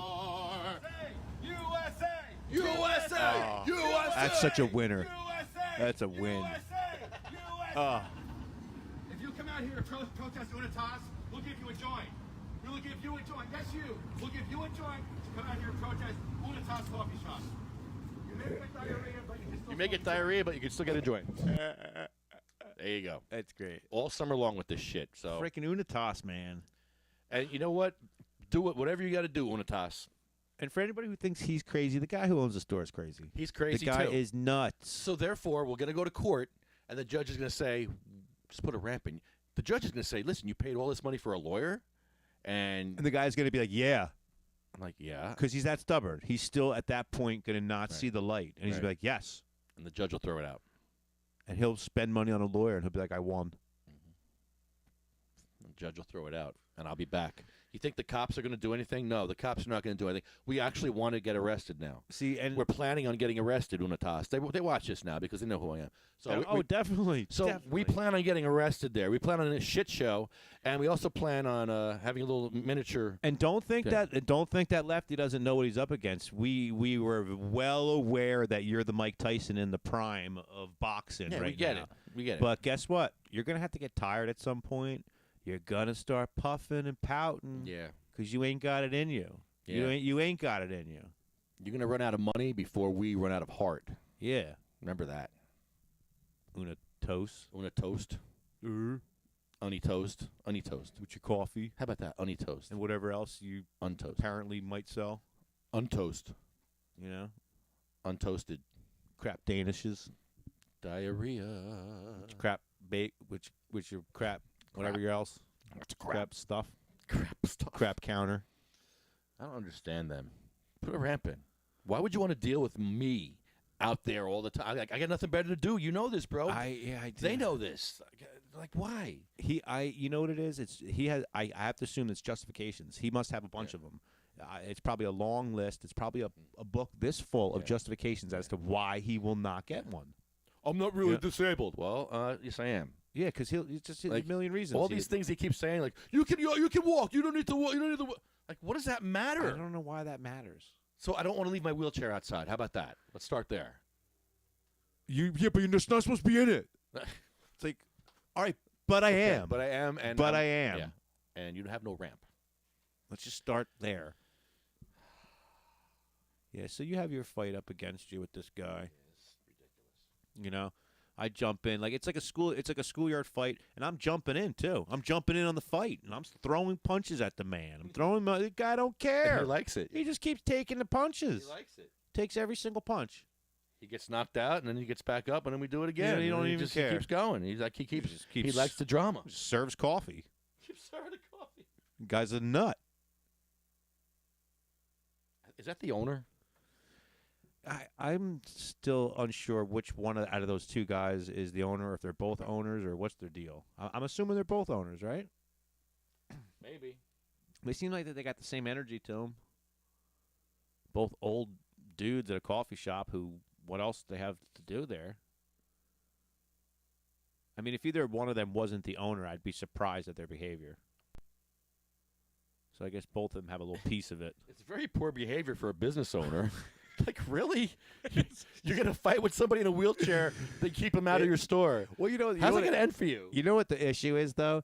This is probably it, too. It's two of them. Since the two of them, and they happen to be, like, collaborating on ideas, and they both probably are just like, they don't care about what you stand for. None of the issues. They don't care.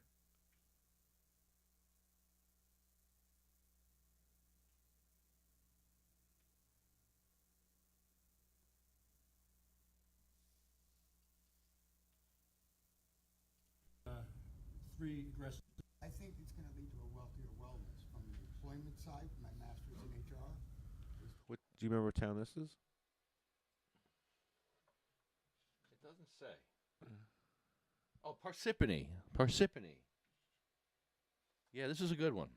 We actually flipped that town back then, and I don't know what happened, but they back then they flipped. That was a night where a lot of people showed up, right? Yeah. That's Tim Finnerty speaking. Rose McGill was there. Mary was there. Rich, Don, Amy, Debbie, Chris. Jeez. Wayne, Joanne, Hugh, Sanjay was even there. Sanjay and Kevin. Wow. Mm-hmm.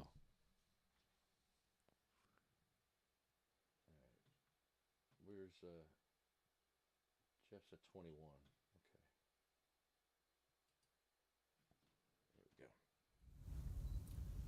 Good evening, Council.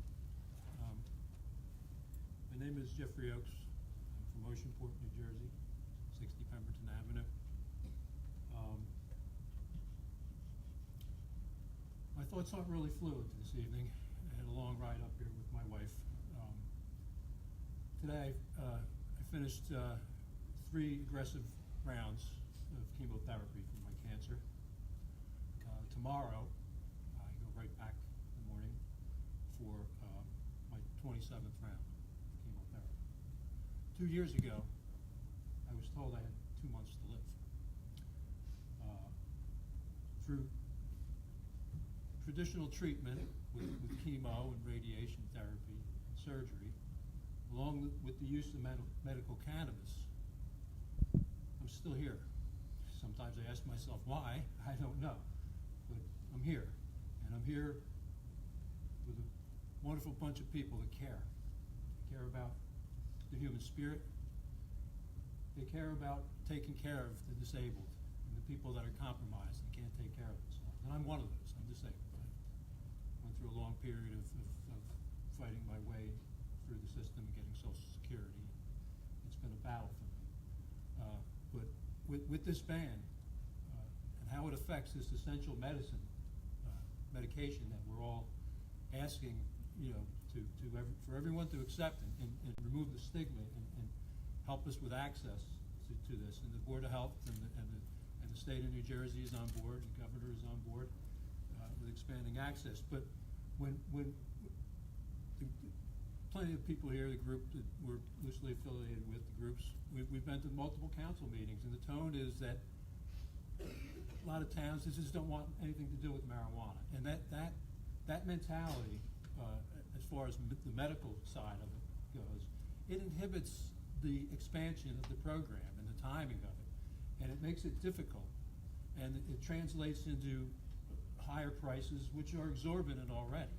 So what I'm asking is to maybe take a step back, and we've seen a couple towns separate the two issues, rec and medical, and it seems to me that a lot of council people that we're talking to in these towns find it a reasonable thing to be educated on the medical side, and to remove the stigma that we're not a bunch of stoners here. I mean, this is by now this is a viable medication. I mean, everyone's heard about it for pain and nausea, for cancer treatment, and it treats a whole multitude of other diseases, which you're going to hear probably tonight. So I'm just asking, to maybe step back and give it a chance and educate yourselves. You're going to hear from some folks here probably tonight that they're affiliated with the dispensaries, and they can even offer tours, but that's their part. You'll hear from them. But I would appreciate the education and the compassion that I see in some of your faces here tonight, and I appreciate your time, and have a good evening. Thank you. Thank you.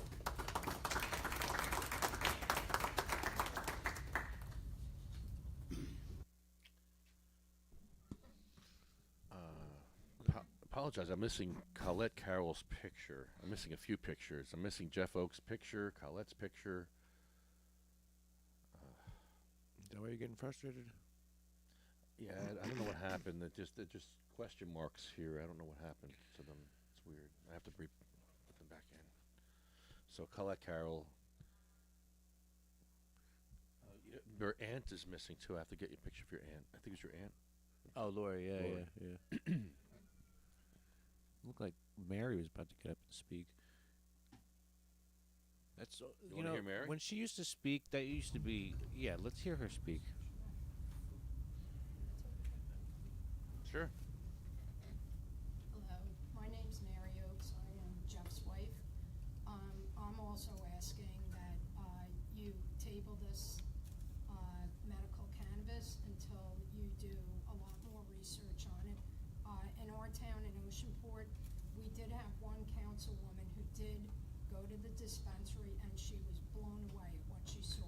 She had no idea. The security in there is marvelous. It's all, ex-police officers. I think that was Patty Cooper that went. There's drug addicts and homeless people waiting to jump you outside a dispensary. That's what we're hearing in our town. It just doesn't happen. It doesn't happen. Jeff and I are also dealing with a 22-year-old son who had a horrific car accident 2 weeks after Jeff was told he had 2 months to live. And he was in the trauma unit at Jersey Shore in a coma, and he was put on 5 different oxys, different medications for pain. He was also put on Xanax. Xanax is what he got hooked on. Xanax is what he started buying on the street. Jeff and I went and got him a medical marijuana card, took him to a doctor. He's also in counseling, and he's doing magnificent now. I mean, I'm not going to jump for joy because I know how the relapse goes on that, but I just hope that everybody is really listening, and this isn't like, Cheech and Chong up in smoke and, reefer madness back in the 30s. That is not today. So please think long and hard, please, before you make a decision to ban it in the town. Thank you. Yeah, I just wanted to hear what Yeah. she said that night, because when she would speak, when she would come out with Jeff and she would speak every once in a while, it was always great to get the perspective of like we were talking about before, the love of a loved one, Yeah. of somebody who's suffering. Right, you she's know. suffering That's right a- along with That's them. a perspective that you're not getting otherwise. So that's why I was curious to see what she had to say that night. Yeah. She's a saint, that Mary, I tell you. She is the best, and I'm super glad I got to see her today. That was like the nicest treat. I feel like I was guided there because the way it just went down, I was working alone. That's never the case, Right, right. And then that last job got thrown at me. Next thing you know, I'm 2 minutes down the road, and then I told her, I said, yeah, I told her, me and you were talking about Jeff last night, and I was like, it was one of those days, where we went there, and she's like, well, that's funny because she's like, today, she's like, I've had that with you, talking about me. She's like, I've been thinking about you all day. And I'm like, it's interesting. She said, what's today's date? May 5th? And she was like, I mean, nothing. You know what I mean? We had that moment. We had that moment where we were like, wait, what's going on? What's the date? We just looked for a connection for a second, and we were like, It's a full moon? What's going on it's here? like the connection is I'm in your kitchen. That's the I've connection. already made it. here. We don't have to look for anything. Wow. All right, boys and girls, we're in Mawa Sunday. Oh, yeah. What's the name of the cleanup? Is it Green Up Cleanup. Green Up Cleanup? Look for it on Facebook. Green Up Cleanup. Green Up Cleanup. If you bring a garbage bag full of junk, I'll give you a joint. Like, you got to pick up junk. Like, don't bring your home garbage to Green Up Cleanup for weed. Yeah, I mean, we'll laugh about it. We'll if you laugh, do that. but yeah. we'll still have to work for the joint. Yeah, You got to put in a couple of minutes, clean up the street, and then we'll have police presence there. And I know what you're thinking. We'll give you a joint first, probably too, if you want. yeah, I know, I sure. get it. Just come out, help clean. We'll get stoned and we'll clean up Mawa. Yeah, that's all. It'll be fun. Yeah, lots of fun. And is Bongholio coming? Yes, sir. We're gonna jam. Yes, All right, we're sir. gonna rock on. All Yes, right. sir. Yeah, so it's going to be a good time. It's going to be something worth checking out. Yeah, this will be fun. And a lot of these towns, they do the cleanups and stuff like that. But this is a chance for, patients to come out and be loud and proud about the fact that this is, we can do the same stuff. We can be a part of the community. We can clean up. We can, we're here. Yep. We may be disabled, but we're able in other ways. And I'm going to have my wheelchair that day because it's a long day for me. And I would normally have my wheelchair if we had to do something like this. Yeah. And so I am going to see what it's like. Oh, there's something else I want to do. God. I don't know what I'm jumping into either. Sounds very serious. Juicy. Something serious. No, it's really serious. Oh, I always tell councils to spend the day in a wheelchair. Yeah. Because I know what it's like to spend a day in a wheelchair. I've done it, and I can do it, and I've done it because I've had to have done it, not because I want to do it, because I need to do it. So I tell other people to spend a day in a wheelchair. Well, today, at the disability conference, there was a gentleman who was blind who was reading Braille and a really great speech. His name was Patrick. And I don't know if I could do this, but maybe you could do it with me. I know where you're going with this. Spend a day blindfolded. I'll do it with you. That's crazy. Can you imagine doing that? No, I can't either. No. I can't believe I'm maybe saying this out loud right now because that's a huge undertaking. Because, dude. Now we can take the fucking thing off though. That's what makes me sad because I don't want to do it. I don't want to do it because they don't want to do it either though, and they can't take it off. Yeah, but you can't say I hear you don't want to do it. I get it, but that's the same. That's why people don't do your wheelchair challenge because they don't want to do it. They don't want to. But imagine being blind for a day. No, just a day. No, not at all. Because you know how like when you do something for the first time and you're like doing it, it's like by the end of whatever it is, you're like you get the hang of it, and then you're like, oh, like I finally figured it out or whatever. That would not happen with that. You could do this for weeks and months and be like get nowhere, not know how to do anything. That's what I feel like. Yeah, that would be a rough one. I think maybe one of us should do it. Like I'll do it. I don't think the both of us would be able to do it. And you can like guide me through the thing, and like if we go to the mall, you can guide me. I'll have a stick and everything, I guess. Yeah, and there'd have to be some cheat involved because we'd have to get to a location together. No, like, it can't be cheating. Well, cheat meaning like can't be cheating. That's what I'm thinking about. I'm like, no, I can't. Well then we have to do it. If we'll do it. If you want to do it, then you got to be blindfolded, and we'll go wherever we gotta go. We'll do like a day. We'll do a day out of what we would normally do. We'll go get lunch, go to the mall, get Lush soap, and then you'll just be blind. We'll have to have a shirt made up saying that I'm blindfolded. I'm blindfolded in solidarity with my blind brothers and sisters. Do not help me. Something like that. Do not help me.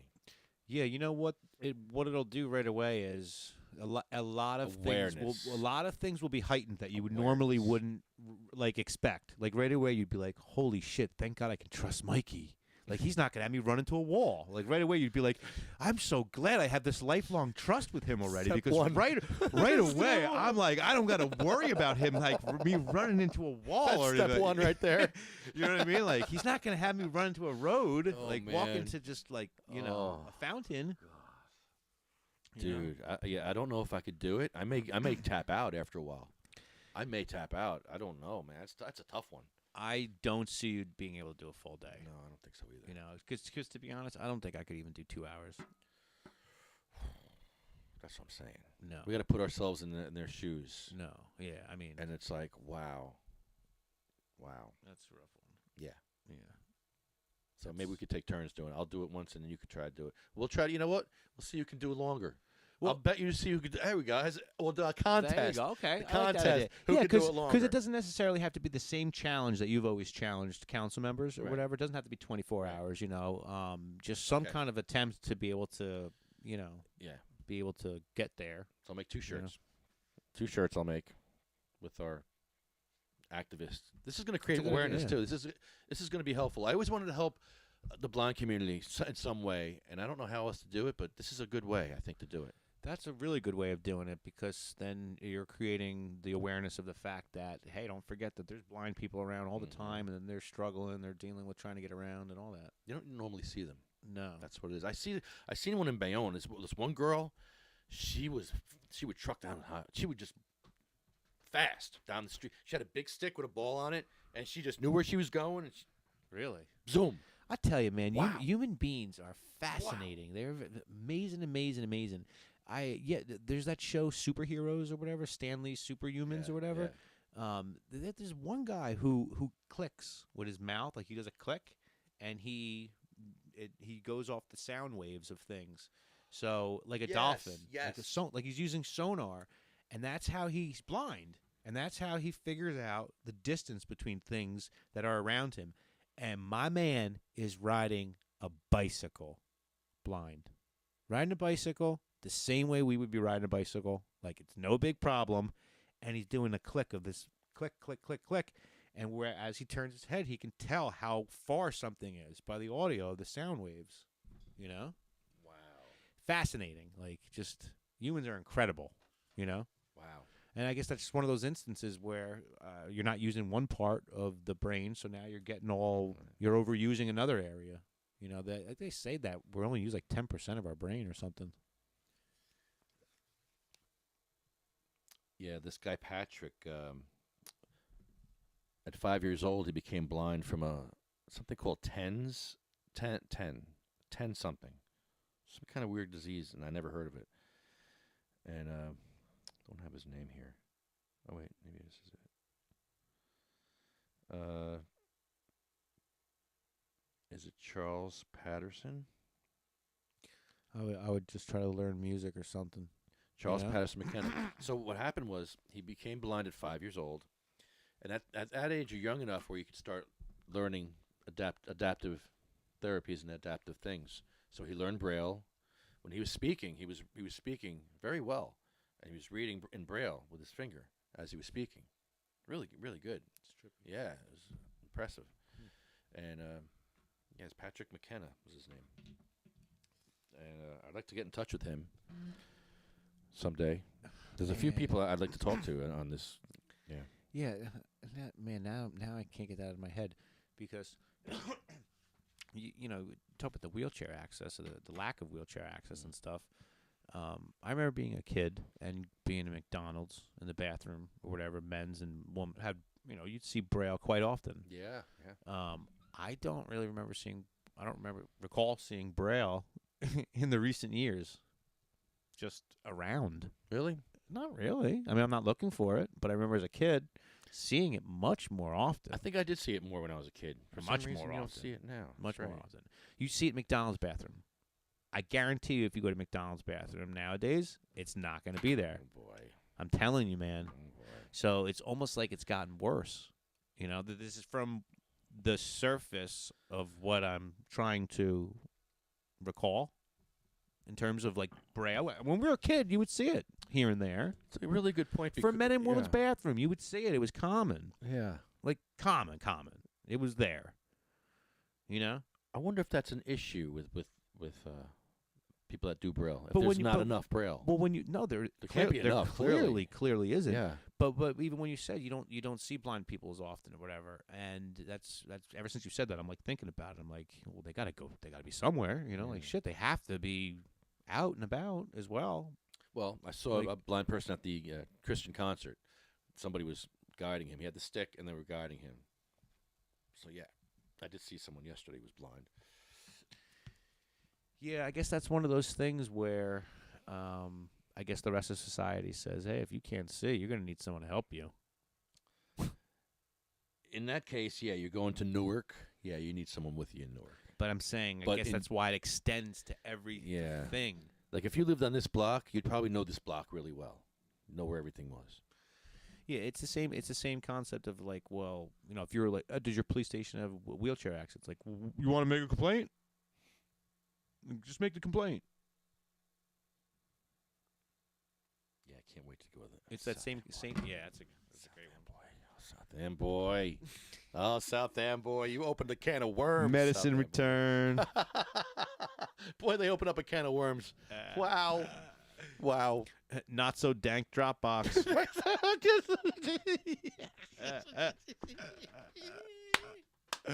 That'll be the event. That'll be the event. The not so dank Dropbox. Oh. Not so dank Dropbox. I'm gonna make an event Make page. an event page. Yo. We'll get other people to dump their shitty weed in there. I love how just the event page just it electrifies our excitement just that much more. Like event page. Event page, yes. Event page. Yes. Of course, we'll have an event page. Oh my God. I'll work on that as soon as we're off the air. Yeah, the not so dank Dropbox. Not so dank drop. Yo, this is the best show ever. We got some right. great ideas going. All right. Right. I'm good. All right, I'm good. We're tapping out now. All right, Let's we're go tapping eat. You out. hungry? Yeah, I am hungry. I'm hungry. Yes, Sweet. I am. All right. All right, we out of here. What do I have to do to leave? Oh, yeah. Hashtag they shall grow. Hashtag Jeff's Law. See you Sunday in Mawa. We're doing something. Oh, yeah, we're going to film Saturday. Yeah, we're gonna be doing some filming. Can we move it in here, you think? Since I got the green screen. We can either do it. I can move the green screen in there, or we can move it maybe here on this table. I think this table might be big enough. I don't know. Yeah, We'll figure it out. Yeah, We'll worry about that later. yeah. And come out on Sunday. I'm gonna be Bangholio. We be jamming. Rampador and Bangholio Yep. in Mawa. Boom. Boom. With free weed. Uh-huh. Free weed. What? And Yes. and free trash. What's that? Was that you? Yeah, That was, it's me. oh, that's Peak. It's like, what up? It's like, yeah, get some. Well, now you got to put something in there. It's actually clogged. Is it? I didn't clean it for like a week, and now it's like Cleaning It's issues. a mess. I forgot to clean the bong. All right, so see you Sunday. Oh yeah. They went? No.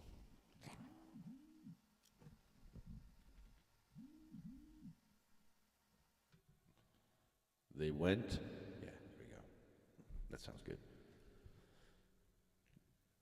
They went with songs to the battle. They were young, straight of limb, true of eye, steady and aglow. They were staunched to the end against odds uncounted. They fell with their faces to the foe. They shall grow not old, as we that are left grow old. Age shall not worry them, nor the years condemn. At the going down of the sun and in the morning, we will remember them